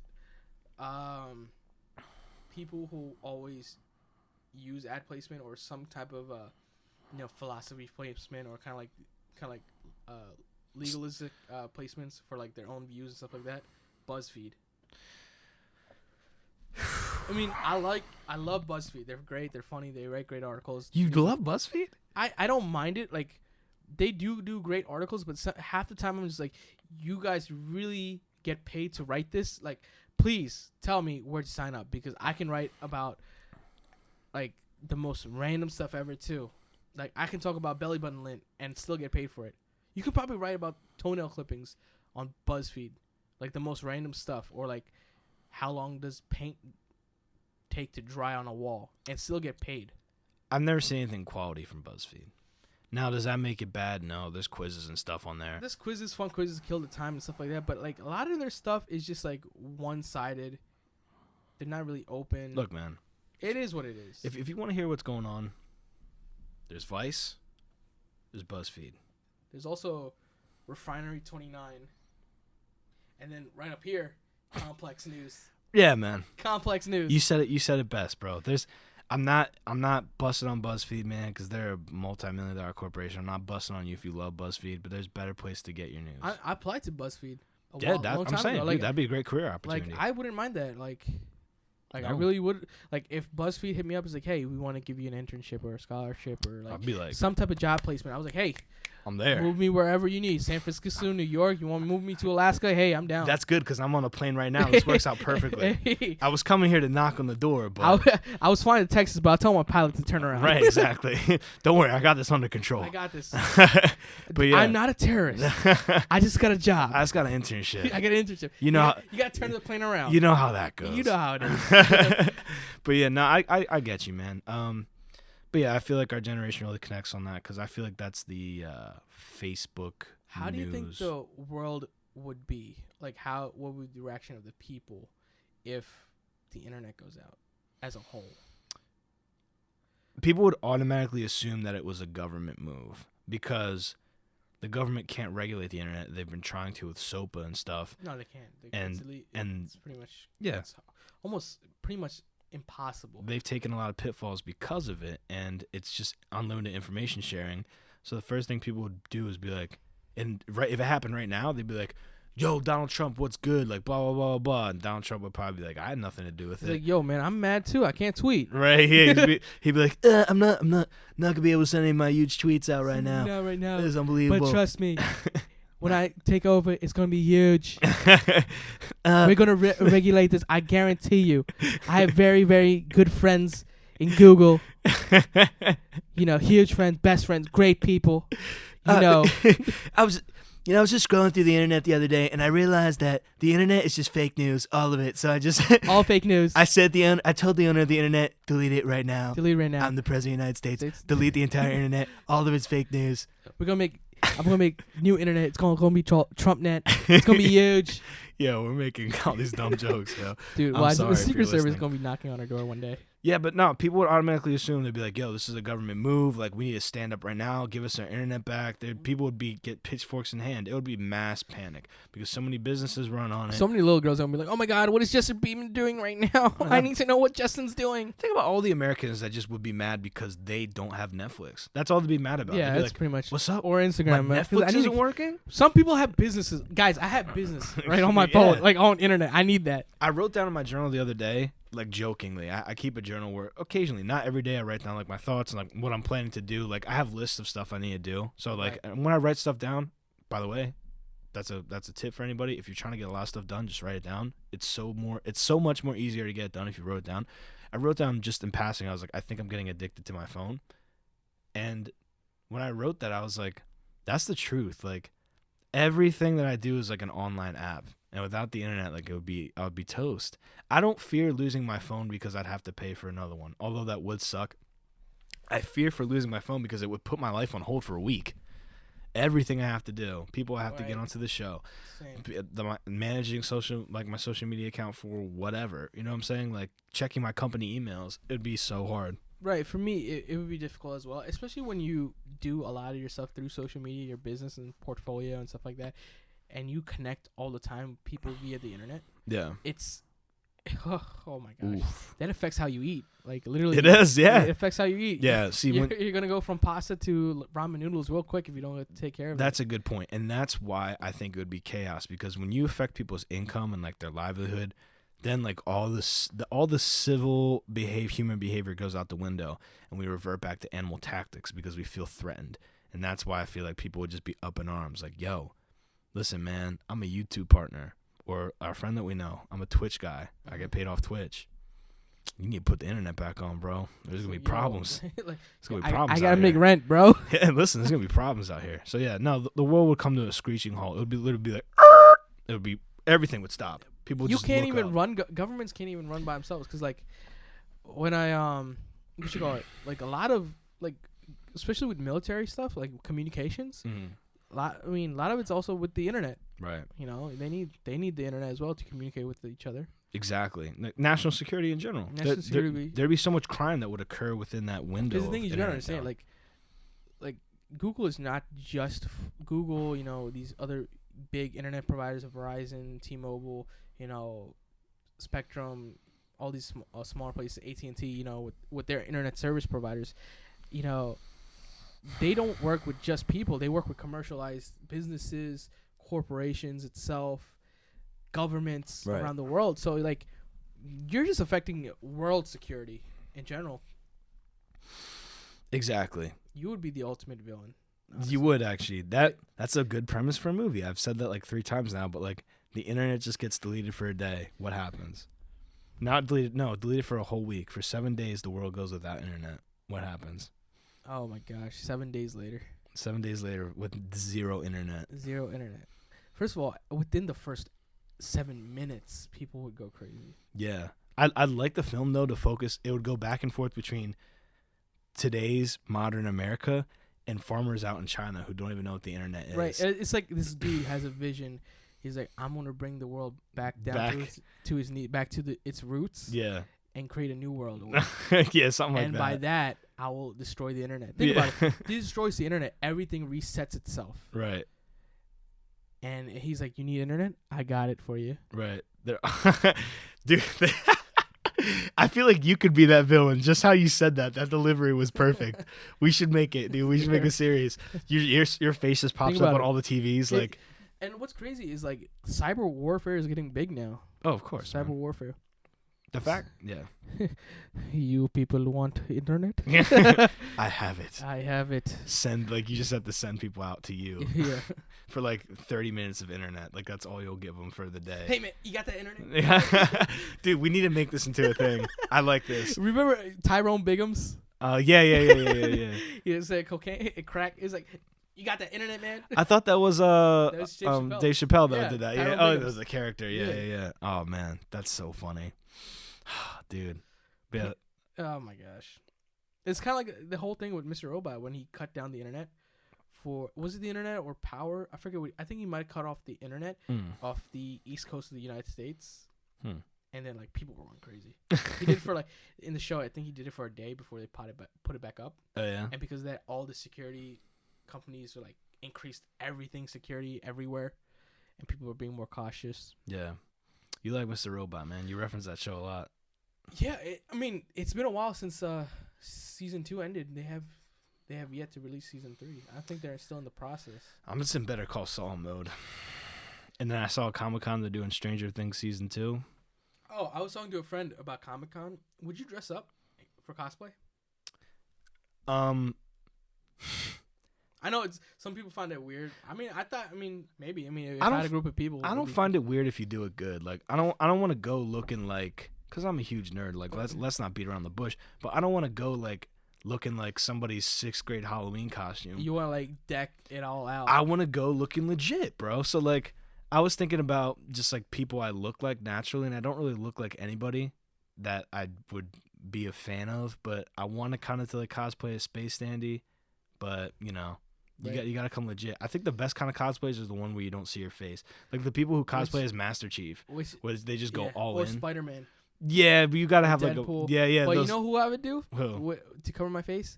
Kakashi from Naruto. Think about it. He wears a mask. He covers one of his eyes.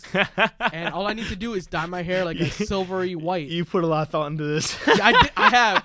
I was like, I really want Naruto. I was thinking about Sasuke, but I'm not that Asian. I would do Naruto. But I'm not blonde. And I don't feel like dyeing my hair blonde. Yeah. But I could do Kakashi. I mean, yeah. cover his face is covered up, one eye is covered, and I can just use that cheap one a day dye thing, like the temporary hair dye for kids. do it white or silver.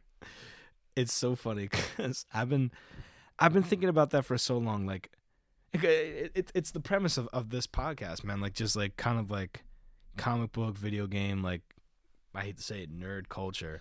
Has been the premise of so much of my life for so long, and yet I've never been to San Diego Comic-Con. I really want to go to San Diego. Dude, I think that's. I'm dying to go. We're gonna put that on our bucket list. No, and we're gonna go together. Let's just do it next year. Like, we're both gonna have jobs. Like, let's just do it. I mean, yeah, I'm gonna be halfway across the country. We'll both. I'm gonna be far away from San Diego. We'll both go. Yeah, I don't know. Both meet up. It's like, yeah, meet me in San Diego. I'm trying to get a squad, bro. Just roll through. I'm not sure if I'm gonna dress up. I mean, that's so far ahead. I probably will dress up. You need to invest in a costume, though, man. Dude, you drop bread. Drop bread. I'll probably like customize it, not like buy online. Yeah. Like I literally look up like individual pieces, sew them together, make it look legit. Dude, you're heavy in the Naruto world, bro. right now. Cause for those who don't know, I just got into Naruto, and I know Naruto has been out for like years, but I'm pretty much late. Not late. I'm getting into the point where Naruto just ended in Japan, but they're still going in the United States. But yeah, I just got into it. I finished the first series, so I blew through 220 episodes. Bro, I'm like 150 episodes into Naruto Shippuden, so I got another like 450 left. That's what's so crazy about shonen anime is that like when you watch something like Cowboy Bebop or something like any Shinichiro Watanabe anime that has like 23 episodes and like the quality's really good, like you're like, okay, that's cool. But when you watch something like Dragon Ball or Naruto where it's a shonen and it's just got hundreds and hundreds of episodes, it's just like, and the thing is they have so many arcs, right? So many. Like every 10 for Naruto, every 10 episode is an arc. Yeah, and they have like all together in the entire like Naruto world right now is like 720 episodes. Right. And think about it, every 10 episodes is an arc. Right. One Piece is up to 800. Like when they hit 1,000 episodes, it's gonna be crazy. Right. But I was on my phone, man. And they just updated a new Boruto. Yeah. Which is apparently a spin-off where it's Naruto's kid. But I heard the original author of Naruto, Kishimoto, wasn't writing it. It's like the whole GT type thing, Dragon Ball GT. So I'm not gonna watch it. You're not? No. If it's not canon, I'm not gonna do it. Really? You're a huge fan too. Yeah. If the original writers or the original creator is not, I'm like that too. A big part of it. I'm not gonna. I'm a purist. Maybe I'll like read a precept of it just to get a feel for what it is, but I'm not gonna watch it. I'm a purist. I'm exactly like you. Like I watched GT when I was younger, and I regretted it ever since. I mean, listen. I mean, I watched it. It was a kid when I was. Came out. My view on GT is that animation-wise, it looks great. It looks awesome. It was dope. I mean, the concept of Super Saiyan 4 was pretty dope. Toriyama made that too. Like that it actually is canon technically because he drew just that part. But that was just like some test art that he was doing, concept art he did a while back. The writer said, it was like, hey, can we borrow? He was like, yeah, I guess. I had a before you go into your next point, just the Naruto. I had a roommate, man, Eric Montague, man. He's the man. God bless him if he's listening to this. He's one of the coolest guys ever. He used to like. Two huge things he loved to do is play saxophone. The other thing he liked to do is just read manga, like straight through. And I would ask him about like a series, and he'd be able to tell me the whole premise. I remember one time he told me like the whole Naruto, like every single like arc, every single wild fight. Like he was just like, and then they go here, and then it's at this village, and blah blah blah. He like knew it by heart. I was just like, whoa, Eric, like you're so knowledgeable. And Naruto's a lot of characters, a lot of development, a lot of fights, a lot of twists too. Which is crazy. Like, one thing I like about Naruto, you can watch it casually and enjoy it, but if you actually take in the little details here and there and references, it's a lot more enjoyable. No, totally, man. Like, they say there's a phrase when it comes to One Piece, because you're really into Naruto. When it comes to Shonen, I'm huge into One Piece, and there's a saying when it comes to One Piece that being a fan of One Piece is like being a fan of 4 or 5 animes at once, just because of how many like different territories and genres it plays to. Yeah, it's so many different types of characters and their development, stuff like that. Right, and I know Naruto was long like that too, but like it's actually ended. I just finished. For those who watched it, I just finished the part where you figure out the true motive behind Sasuke's older brother Hitachi. Spoilers if you haven't seen Naruto, but continue. I mean, you should have seen it. You guys. You always say that in this podcast. You're like, yo, I'm at this part. And I'm like, yo, be careful with spoilers. Like, they should have already seen it by now. You're like, yo, you should have been watched this. Like, Jeremy, not everyone watches what you watch. but still, like, I shed a tear. I shed Did a you? tear. I did, because the thing is, at the end of the day, you know, it basically Hitachi was a double agent for the Leaf and the secret organization, Darn him. and he had to destroy his clan or his family because they were playing a coup against the village, Oh yeah. and his mission was to kill everybody because he had a devout love for his village, but he could not kill his younger brother Sasuke because he loved him so much. And eventually Sasuke didn't know the true meaning behind why he killed everybody. He just thought he just went crazy. And Sasuke over the years built up this hate. And he's like, my purpose in life is just to kill my older brother because he took away my family. Yeah. But once Sasuke was revealed, the true motives is that the reason why he spared him was because he loved him, and he was just carrying out a mission, and he was trying to protect the village, because the thing is, the future of the village was going to be destroyed because of his family. Right. And at the end, there's this little thing. If you notice, Hitachi used to always flick his forehead as a little kid, like messing with him, like flick his forehead. At the end, where he was pretty much at the end of the series of the fight, they were all bloodied up, bruised in battle. Yeah. And Sasuke thought like his brother's about to end his life because he was like approaching him slowly, he was like powered up and everything like that with chakra, and all he does at the end is tap his forehead like he used to do as a little kid. And then you see at the end he's like, "Forgive me, brother." And then he dies. And I'm just like, dang, the feels. Really? I was a mess. I was like, dang, Sasuke, you killed your brother, and all he did was love you and protect you, you idiot. It's interesting to hear some. Oh my gosh. You're obviously deep into the story. I mean, I've never watched anything that's made me cry, and that's not to say I'm a tough guy or anything. For some reason, when I watch movies and stuff, I'm not into the experience as anyone else because I have a big hand in production. So like, right. I'm very much looking at like the drawings and like the stuff like that. Right. But there have been moments, man, where I've read manga, and it sounds so nerdy and pathetic, but like that I have gotten pretty emotional. Like, reading it for me for some reason is different than actually watching it, and like that actually gets me more emotional. It's funny. It's like, especially in Naruto, like some of the character development, when they do an origin arc for that character, you empathize and you feel bad for them. Right. Like obviously Naruto, Sasuke, but even Gaara, when the character is from a different village, he's looked at as a monster because he's pretty much emotionless. But the reason why he became that way is because he lost his family. He had nobody to love him, stuff like that. So he grew up pretty much an orphan, just like Naruto. Right. So, but like, only difference was the reason why Naruto is the way that he is that he eventually found people that loved him. It's the same thing. Yeah. Until later in life, until he met Naruto. Yeah. Oh, it's the same premise in Dragon Ball Z, where Goku, the reason why he's different is because he's raised by this guy who loves him, or Vegeta. And Vegeta doesn't find love with the family until later on. He marries Bulma. Yeah, but it's the same premise, and I've noticed this recently. A lot of like shonen and anime, the theme is revenge, and I'm sure like revenge is very prevalent in Naruto. I don't know a lot about that, but there's just something about revenge stories that just capture you, man. I don't know what that is, but like all shonen is about revenge. It's revenge. It's good. It's a good concept to work on. Catalyst, for events. Yeah, it's a good to happen. Kind of like outline. Yeah. To work with. Kishimoto, the guy who made Naruto. And I heard this from Dave and was on our podcast earlier. I wish he was here to talk about it. He might have talked about it on the episode. I think so, maybe. I remember when that guy was... Big Ring, yeah, but he said that the author, Kishimoto, like in Japan, it's very frowned upon to not have an occupation, to be someone who is like just kind of moocher, and like that's who Kishimoto... freeloader is kind of like looked at... frowned upon. I mean, even in our society, but... Yeah. Essentially, that's what Kishimoto was originally. He was this guy who would just like stay home and like draw comics, and it was cool because he said his dad was really supportive of him because his dad believed that he would make a hit manga one day.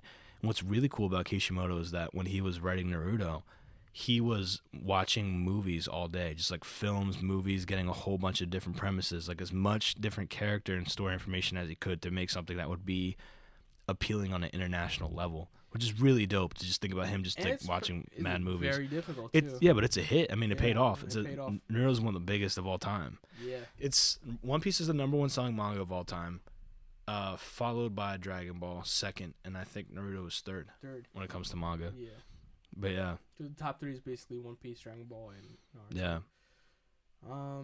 Yeah, but like there's arguments like when it comes to character development, it's One Piece. When it comes to like action, Dragon Ball. But when it comes to story and premise, it can be Naruto. Naruto. Yeah, I think that could be a good trifecta. I went on my phone while you were talking to show you this because I think you'll appreciate it. It's a guy wearing Gundam shoes. Did you see this? Oh my gosh, I never seen that. No. Oh, you follow Subway Creatures too? Yeah. Dude, yeah. I went through Subway Creatures, and like bro, there are some crazy people. I met people from New York, and they're like, "You been to New York?" I was like, "Yeah, a few times here and there." It's like, "Hey, if you're gonna come to New York," they're like, "Have you ever ridden the subway before?" I was like, "No." I was like, "Do it once." And what's crazy is these people, they tell me they commute all the time through New York every day, and they go through the subway, and they're like, "Bro, there's always something new every day. It's never a dull moment. There's always something crazy No, for sure. going on." For sure. And I don't understand what brings people to that point. I mean, is it drugs? Is it It's the same thing we were on here talking mental about health? the Walmart people. Yeah. It's just that you have this common space that is open 24/7. I think that the subway's open all the time. And that's how Walmart is. Like, it's open 24/7. So, like, you got these crazy people that are coming on. It's the same thing with the subway. Because, like, subway is a guaranteed human interaction. For some people, it's it's a higher way to make profit. Like, you've probably been on the Philadelphia subway, and, you know, you have that guy that comes through, like, dancing with these kids, like, yo, we're going to put on a show. And they're just, like, I don't know if you've ever seen that. They throw down a hat. Or some guy. I've seen guys, like, with saxophones and violins. Yeah, and, like you know, they perform. And in New York, man, like, the guy that we did for WHYY in the latest episode that I technical directed, Lipmone, he literally got his start by going to one of the stations, sitting in the station, and he would make $50 a day just playing an instrument. That's why, because, like, there's so many freaks and characters that come on the subway, because, like, some of them are trying to garner attention, some of them are trying to make a profit, and some of them are trying to rob you. So, of course, you're going to get all these crazy weirdos down there, you know? That's my logic. That's how I see it. That's why there's so many people like that. right. But, you know, It's crazy. Philadelphia subways try to be like that. You'll get some weird characters. You'll get the guy that comes in that tells a story. You know, I'm just trying to get my medication, blah, blah, blah. He'll be like, Storyteller. Yeah. hey, guys, can I have a moment of your time? And he just, like, talks as loud as he possibly can. And he'll, like, say, like, this whole entire story. Usually people like that aren't that trustworthy. Although there are unfortunate people, and it's good to give to them. But you won't see a lot of crazy stuff on Philadelphia subways. Philly's not really known for, like, I mean, we have our own crazies. Yeah. But they're not really found on the subway like New York. Yeah. Ours is, like, more on the streets and the projects areas. Yeah. Like, for us, the project for us is, like, North Philadelphia. Right. And, yeah, it's pretty much, like, one of the most dangerous areas Yeah. there. Besides that, West Philly, stuff like that. I've said it before. The only thing you're going to see here is just a lot of people talking to themselves. Yeah, we just have people talking, you know, drug addicts and stuff like that. We don't have, like, people going crazy, just, like, running around. Did you see the video I saw it on Facebook. Some guy shared it. This dude in Kensington was butt naked, only had a Yankees hat on, running around people, like, trying to give him a hug and stuff like that. Like, this oh my gosh. Like, No, I haven't seen that. bro, I'll show you the video later. All right, I got when you said that, I got this feeling of remember the Coney guy? Do you remember that Coney 2012 thing? Oh yeah, Coney. Make Coney famous. Yeah, where it was like all fake or something like that. Yeah, he was like some warlord, Yeah, dude from Africa. He's Right. like, you know, And- kidnapping kids and making them to child soldiers. And there was that video that got like millions of views, like, and it was just like, we're gonna paint the town red or whatever. I'll never forget this, man. This is like one of the substantial like things that I've observed in the news that'll always be in my head, and like people are all about it. They're like, yo, Coney 2012, and then it gets revealed to be a money making hoax, like a money making scheme. Like there was no real Coney threat. guy. Yeah, there was no Coney guy. Like he was fictitious, or he was real and he was like nice. There was some kind of twist. Or like they just took this guy. He was some random African soldier. Right. He had a kind of menacing photo. But do you remember the part where they find out that it's all hoax? And then the guy who was at the top of that chain, remember, he just went ballistic. He exactly like you just said, like he was just naked, like running around outside, like, rah, like losing his mind, literally losing. Have you ever seen that video? No. We never heard about that part. Well, I didn't know. I mean, it kind of faded away. The whole Coney 2012. Like after a few months, like people stopped talking about it. But Yeah. I didn't know that like I knew it was a hoax. But Yeah. and I knew like somebody was making money off it. But I didn't know like the guy who like was on this was like went crazy. Bro, he lost his mind in San Diego. There was even a South Park episode about it. That's funny. I can't even talk about it, but like, bro, yeah, he absolutely lost his mind and was running around outside naked, screaming, literally legs in like a horse stance, hands up in the air, slapping the concrete, just wild, bro, absolutely wild. That's I'll never crazy. forget that, man. What drives people that like?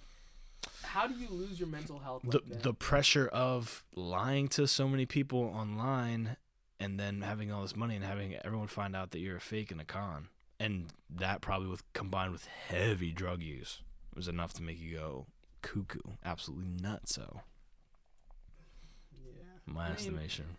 I mean, if he didn't take the drug use, you could just take the money and just move to Sweden. Yeah, right. That's my logic. We look at these people and we ask. I mean, that's the first thing when you see someone crazy. We were just talking about the subway. How does this person get to this point? How are they like that? And the reason is simple, man. It's just they made bad choices. That's Like, it. Yeah. They just made Decisions, bro. If you see a dude that has like his whole face is just embedded with metal, like I'm not talking about tasteful piercing. It just looks like his face got blasted with a shotgun. His hair's super spiky, bro, and like He just looks like Magneto, who doesn't know how to control his power. right, and he's just doing some Kevin Hart's like, dad stuff or whatever. Dad dance, and like he has like this like pink like MC Hammer pants on. Exactly. And you're just like, what drives people to that point? What's Yeah. on their head? I'm like, it's decisions. Bro. Right. If you're wondering how he got that way, it's exactly what you Bad just decisions. said. Bad decisions. Just make good decisions. Yeah, guys. That's it. And with that, If you don't know how to make good decisions, reach out to people. I got some material for you. You can watch Barney. That'll help you out, bro. Barney, Sesame clean Street. Clean up. Everybody do your share. You know. Bars, bro. Listen, bars. I was man. There was like something Jesus said in the Bible, and I was like, dang, that's bars. Like Jesus was just dropping bars. Jesus was dropping. What was it? Do you remember what it was? It was like he was just like yo. No, yeah, this is what I was thinking about. You know how like when he's in the tabernacle or the story of that, and he was like flipping the tables. yeah, that was the service at church today, and it's funny because they were just like, yo, give us a miracle that like would show us that you have the authority to do these things. And Jesus says, tear down the tabernacle and I will build it in 3 days. And they're like, no, this tabernacle's taking 40 years to build. Like, that's impossible. And the narrator is like, the tabernacle he was talking about was his body. So I was like, dang, Jesus has bars. Like Jesus is like, nah, you don't understand. It was a metaphor, bro. He's like, you didn't catch that. Let me bring it back. Hold up. Tear the temple down in 3 days. I'm gonna build it back. he went on Kanye mode. Stop the record, yo. And rewind that. I just picture like Peter, like his disciples, like, dang, like, oh snap, and like the Pharisees, like, yo, what? Like, yo, you didn't even catch that. He had bars right there. Bars. Like, I'll build it back in 3 days. Raised from the dead in 3 days. Like, you didn't understand that, Bro, did you? Stop the record. That's a and double. Rewind that. That's a double meaning. I just picture like Jesus, like, I'll rebuild it in 3 days, and his disciples like, oh, he's just like this. He's like, that's corny, man. But also I was thinking about in church. It's kind of like, remember the kid is like, here's your girl's number. Psych, that's the wrong number. It's that and SpongeBob that everybody in the world will know that reference. Like I said, if you reference anything from SpongeBob and that skit that was on MTV, I think everybody in the world will know that. Yeah. There's not one person that's not familiar with that. But on that note, man, I was going to end it on make good decisions, but I made that. Make good decisions, guys. Like, for us, we made the decision to pursue our dreams. Right.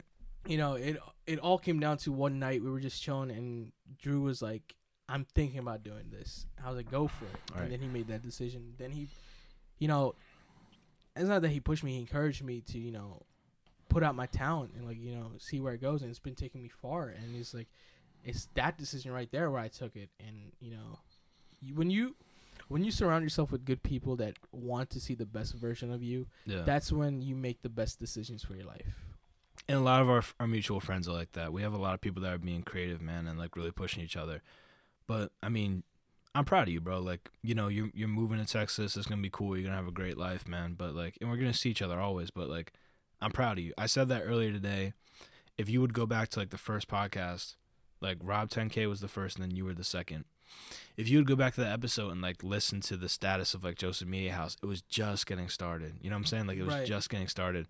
And I'm sure, man, it wasn't easy because like you didn't really have a lot of resources at that I time. didn't have a lot of resources. You didn't have a camera. I didn't have a camera. I mean, Right. I remember I bought the camera, literally Christmas, Right. like a few days after Christmas. I was at your house, and for those who don't know, you were like, "Yo, I think you need to get a camera. Really take this thing seriously." I was like, "All right, bet." Literally logged into my MacBook, and then once I was done, I was like, "Drew, wait 30 minutes." He's like, "What do you mean?" I run to Best Buy, pick up my camera, bring it back here, and he's like, "Dude, you actually bought the camera?" He's like, I was like, "Bro, I know you." I wanted you to take me seriously. I didn't know you were gonna do it right now. Yeah, you bought it just right Right in on this the in spot. this I was like, exact "All right, room. let's do it." You bought it in this exact room, and now you're telling me on this episode that like you're booked, bro. Like there was a time where you didn't really have a lot of clientele, Yeah. and now you have so much. And I guess what I want to say is just like, not to be too deep, man. It's just like, you know, thank you, bro, for being a good example of someone who's starting something. Like you didn't. There's never a point where I've seen you like not take what you're doing seriously, Bro. Like you have a lot of Like, what's funny is charisma behind it. there is a screenshot I have, and I saved it. I still haven't deleted it because this was from May 18th. I screenshot it at 10:56 a.m. when I woke up, and this was literally what you sent me after I revamped my website and on my bio when I told people about how I got started. I saved that, like, that little message of inspiration you sent me and encouragement. I screenshot that, and I read that every time before I go for a photo shoot. Like, there are times where I just think about quitting, and I read that text you sent me like months ago. I'm just like, I can't quit. I can't. Like, this is what I'm about. That means a lot to me, man. Seriously, that does. That's really special. Just know that when I sent that, I meant it 100%. Yeah. You know, and look at you now, bro. Seriously, you're moving on up, man. You're starting a new life, and you have an event that's probably going to be something that's successful and reoccurring in the state of Pennsylvania. Right. Who knows, man? Maybe 10 years from now, Pennsylvania will be the Photo capital. photo mecca because Mecca. of Philly meets Pittsburgh. Pennsylvania is a beautiful state. We have city, and Right. we have the mountains, and we have forests, and we have flower fields and open fields. Pennsylvania is a beautiful countryside, like, state. No, it is, man. It's got city. It's got it's got urban landscape. It's got the natural, like you talked about in Lancaster. It's got everything. But I just want to say, man, like, you're inspiration, dude. What you do inspires me, and I'm telling you right now that this would not exist without you. It wouldn't have. Because I put in the bio of my Instagram, like, this is just something I want to do. And if I stop doing it, then I stop doing it. The only person I make this for is for me. But when you came onto the show, man, you brought this to a higher standard. You actually made me believe, like, maybe there is more to this, to your ideas, to making stuff, to just putting stuff together, man. You forced me to organize some stuff that I wouldn't have organized or taken seriously otherwise. Right. So for that, dude, I'm grateful, man. And you're always gonna be welcome on the show. I can't wait for future episodes, man. When you come back from Texas, like for holidays or whatever, and come on here. Not even that. Like, when you come down to South Padre, bring your MacBook. We're turning up, bro. Yeah, it's gonna be we'll great. Record. We'll do a Yeah. podcast on the beach. Yeah, it's never goodbye, man. It's always until next time. You know what I'm saying? It's always like, we'll see you next time. I hate saying goodbye. But yeah, I just want to say thanks on this podcast publicly because, dude, you manage my Instagram. You know what I'm saying? You put stuff on there for me. You don't have to do that. I don't cut you a check. But every time there's if this ever gets bigger, I will just let you know. But I don't have any You don't revenue. need to I don't do have that, any man. revenue coming in. You So don't need to do that, bro. nah, man. But like, for real, bro. Like, an episode will come up, and if you see a screenshot on there that says, "Yo, watch the episode," that's not me. That's Jeremy that puts it on there. You know what I'm saying? Like, Jeremy designed the logo that's on my homepage. Jeremy designed the logo that's on the Facebook page. And I give him a bunch of credit every time I see that, but I can't give him enough credit. Like, for real, this guy is special. If anybody's listening to this that's going to work with him in the future, and I know it just seems like I'm piping you up, but you deserve it, man. So, like, I don't feel awkward about it. This is a special guy to work with, like, for real. His first prerogative isn't money. In the media world, like, that's really hard to find. That's hard to find someone that's not out for dough. Like, this guy's out to make stuff that's great. Right. And if it's something that's not great, I guarantee you Jay doesn't have any part of it. Like, that's just what it is. It's funny because, like, I've talked about this to one of my friends, and he was like, I was like, bro, I'm not worried about followers or money right now. No. Like, I'm worried about content. I'm worried about putting out content, quality content. And, like, I was like, listen, if you focus on the quality of the content and consistency of the content, money and followers will come through. People will come through. Money will come through. But if you're worried about the money or the followers, your content's going to drop because you're going to be focusing on areas that don't need that. Right. Because what you put out there will bring everything back in. Right. But if you're trying to bring stuff in, but you don't have anything to give out, what's the point? Exactly. And for me, it's more about what you get out. And I think you agree with that too. It's more about what you're giving rather than what you're getting. That's why the saying goes, it's better to give than to receive. It is. Because when you give, you'll receive tenfold. Right. There's more of a longevity and reward.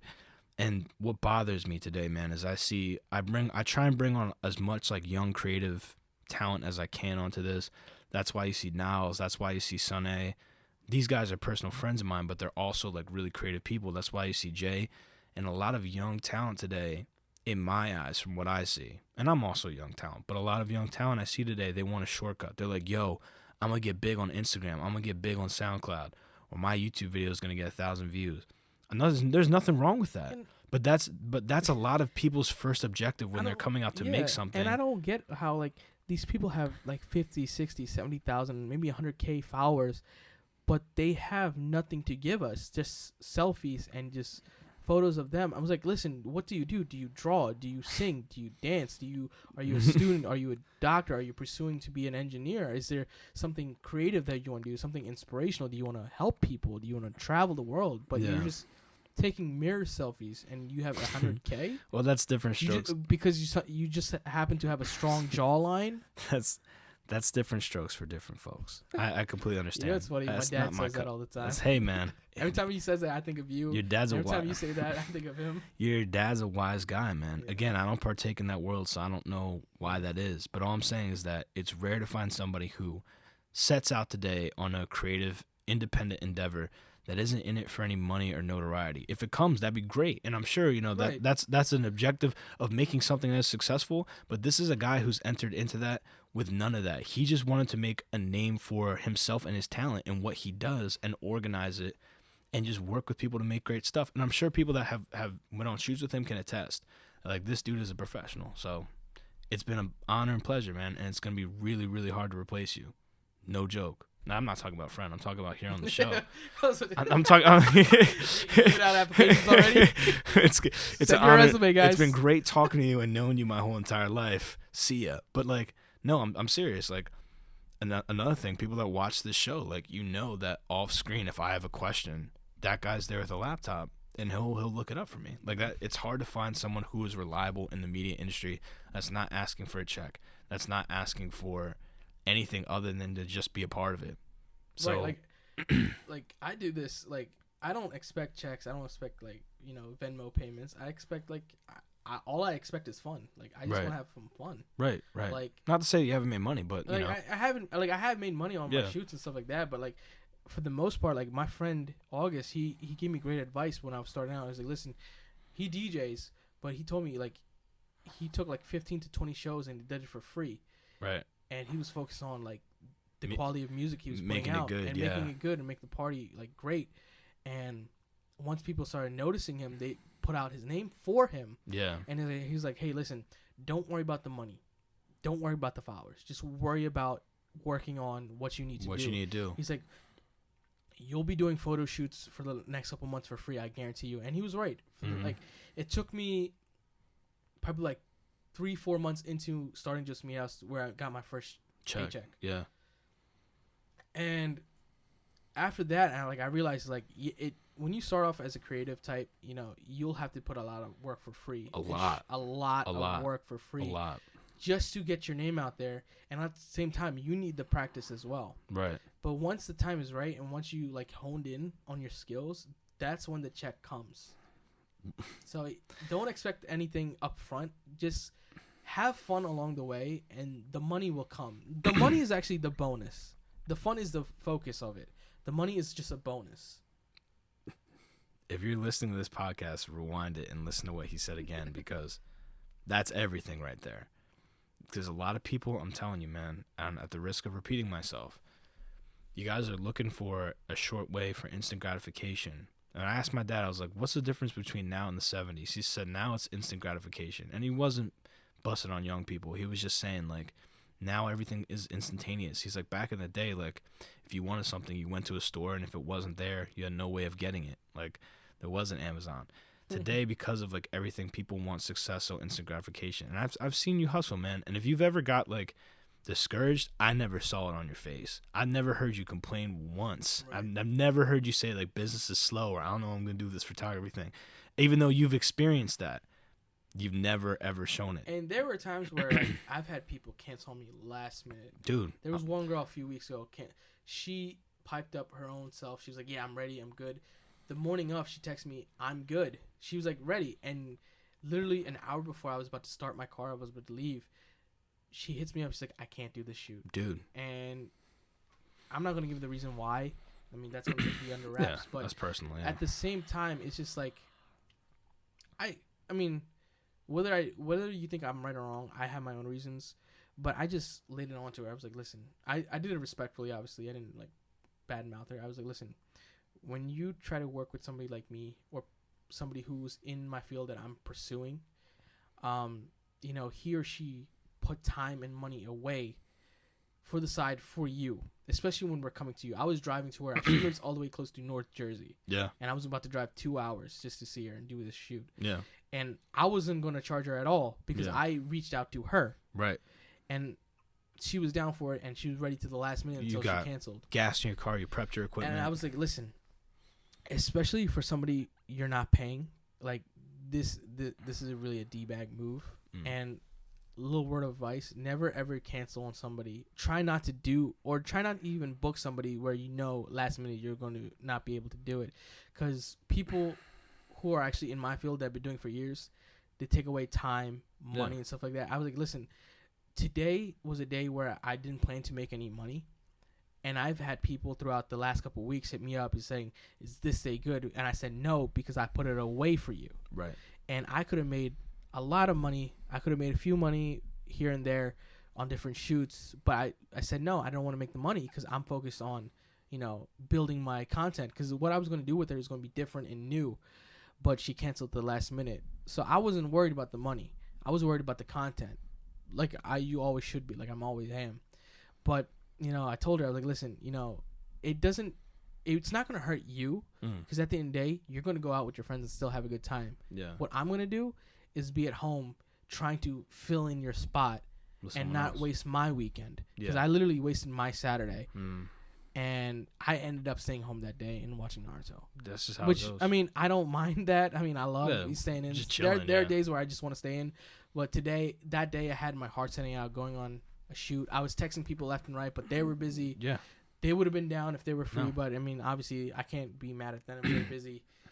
But it affects us creative types. You know, we put time and money and, effort away for you, you know. I had the same thing that happened, man. You know who this guy is. I'm not going to say it. He's a prominent figure in Philadelphia, and he was going to come onto the show. And I get it, man. The show doesn't have a lot of notoriety. I literally shoot this in a basement. I understand. And the right, and the content of the show is getting better. But it is, you know, that's a whole different topic. Like for you, it's not about the locations, it's about the content. For me, it's like, it's not like how many followers I had, or like what big name models I worked with, or do I have studio spaces? No, it's the content, it's the creativity. Right, man. And, you know, the thing is steadily getting better. Like, we got better mics. We have a little bit better lighting on the show. Like, we're getting better. You've been getting better in photography, steadily getting better. And it's those experiences that make and break you, man. Like, you understand the reliable clientele, the reliable people, and the unreliable clientele, the unreliable people. There's a lot of people in this industry that say they will, and they don't. Right. But my point with all this, my main point with this is that you're not one of those people. which makes you very, very rare, Jeremy. You're a very rare guy. Like, literally, I'm saying this, man. Every time I hit you up for something, I get it. And that's a lot to ask. I don't expect that. I expect people to let me down. But, like, if I ask this guy for a logo, I'm getting a logo. I'm not only getting a logo, I'm getting a really good logo. Like, listen, man, if you ever need a letter of recommendation for something, not that I'm like Superman or whatever, but like I could write you probably the best letter of recommendation that you've ever had. You're one of the top media technicians in WHYY. That should be enough. One of the top. I pipe you up all the time. I was like, yeah, my best friend Andrew, he's the head media guy at WHYY. You know that channel where they had the boring shows? Yeah, that's the one. Shows. I said like I want to make a new tagline for WHYY. I hope I don't get in trouble for this, but I was like, WHYY for when you want to learn about the ocean at 4:00 in the morning. Bro, that's it. That should be the new social media tagline. When you want, I would not be mad at that. If I was a CEO or like an executive, I would actually consider that and throw that in a board meeting. Right. It's like, we got this new guy, Andrew. I like him. I like his creativity. He came up with the idea of self-roasting. It's a little different. Self-deprecating, yeah. But it might pique some people's interest. Yeah. Might boost our followers. Yeah, man. That's just what I was thinking about. But yeah, man, in closing, man, because we're coming towards the end of the episode here, I just want to say thank you for being part of the show. No problem, bro. Thank you. From the bottom of my heart. And just because you're going away doesn't mean you're not part of the show. Right. Whenever you come back on here, things aren't going to change, you know? But thanks, bro, for keeping me. Right. And don't think that I'm far away. You can't hit me up saying, yo, I need a logo. Of course not. Bro, of course like, not. Bro, I'm dropping everything. Even if I'm like, if I was married, my wife was about to give birth, I was like, peace, my boy Drew, I gotta run back home and get on the laptop. This guy is so intense. Yo, that's that's just really bad. Like, I know our first son is coming through in the world, but you know, this can't wait. You know, you mind holding it for like at least 30 minutes? I gotta make this logo. This guy's intense, man. But no, thank you, man. Thank you for pursuing your dream with intensity. So I would have the same energy to pursue mine. And with that, it's the end of episode 17. This is Farewell Jeremy episode. Hopefully, I'll see you on episode 38. Yeah, maybe. I mean, Jake's coming on at 100, so we'll see how that goes. Yeah. But yeah, man, this is the Farewell Jeremy episode. It's gonna say Farewell Jeremy in the YouTube title. I don't want to say it's farewell. It's like, I'll see you later. See you later. See you next time. It's not goodbye. It's I'll see you later. Yeah, it's like the ending of Dragon Ball Z, where Goku like just jumps away on the cloud or whatever he does. With Oob, they just leave. The feels. The feels all over. But what were you gonna say? No, I mean, we're getting silly out here. We're getting silly, but yeah, if you guys, I am no longer taking any requests or bookings in the Pennsylvania area. That's it. My hands are clean. I'm already fully booked. If you guys are in Texas, specifically South Padre, Brownsville, Harlingen area, the southern point of Texas, hit me up at Joseph Media House on Instagram. Don't worry about Twitter or Facebook or email. Just the IGs. The website. I'm always there every day. You know, like every 5 seconds, I'm on Instagram, hitting up people. Graphic designs. If you need me something for your business or like portfolio or like a t-shirt design, hit me up. I'm starting to do film production too, which is great. The guys that I'm working with on the YouTube channel, they're hilarious. And another thing, guys, listen to this guy Drew. Like, outside of being doing this podcast, like, he does great artwork and illustrations. Thanks, man. And I saw the children's book you did. Yeah, there's another one coming. There's another one you said. He's an illustrator. He did it for a school. He's doing it again. Part 2. Soccer Tales. Second arc. New saga. Yeah. But check out the ribbon on taptastic.com. Thank you. Already have 2 chapters. Chapter 3 is coming out soon. Chapter 3's out. Chapter 4's coming out. Chapter 3's already out? Yeah. I gotta read that. Chapter 5 is gonna be the climax of the book. I can't wait. So obviously donate. Please donate to what is it on? It's on Patreon. At Patreon, please. You know, I'm not trying to pipe him up, and like the money is actually used for his work. It's not. He's not gonna buy Yeezys for it. I gotta buy pens. He gotta buy. My man needs pens, markers. I need pens, bro. He needs pens. Pens. They run out. But paper. Yeah. But support this guy and all he does. I believe one day. I still think like one day, part of me wants you to move to Dallas at Funimation. That'd be dope. That'd be dope because I do plan to live out in Dallas and start Joseph Media House based there. I'd be freaking But out. I'd be freaking I still out. have that. I remember in high school you told me like my dream is to work at Funimation, in Dallas. I was like, and I still think you can do that. I still believe like you're young. Thanks, man. You have a lot of insight and a lot of new creative ideas. Thanks, man. I appreciate it, man. I appreciate it, man, that you're supporting my stuff. Thank you, man. And maybe if I was out in Texas, that'd be a blast, just you and me. But yeah, graphic design, pictures, skits. If you guys are making YouTube videos, and August 4th, where are you gonna be at? August 4th, 5th, and 6th, I'll be in Texas. August 5th in Pittsburgh. I'll be at 4 p.m. My Philly buddies and I will be at Market Square in Pittsburgh. You guys from the Pittsburgh area will know where that is. I don't, but I will Google it. Yeah, come out. It's going to be a fun time. You're going to meet us. You're going to meet other new Pittsburgh models and photographers if you don't know them. If you do, it's great. It's a new face, but it's an old face. But you get to see us. We're going to have a blast, connect, create, and collaborate. It's gonna be a great time. If I wasn't shooting an episode, I'd probably come with you because you're staying in a 5-star hotel. Turning up. Everyone's turning up. It's gonna be great. It was funny because like when I went, I was booking it. And I was like, I want to enjoy my time there. I'm not staying in a Motel 6. I was like 5-star all out. I don't care. Listen, that's the way this man lives his life. He lives it passionate, and he doesn't count the cost. Sometimes he does. I mean, sometimes I do. I mean, you know what I'm saying? I don't want to be in the red. Yeah, we got bills to pay, man. We don't want to be in the red. But for real, man, he spares no expense. He spares no work ethic. It's Jeremy Joseph. We're saying goodbye. This is episode 17. Not goodbye. See you later. See you This later. is episode 17. We out. Peace.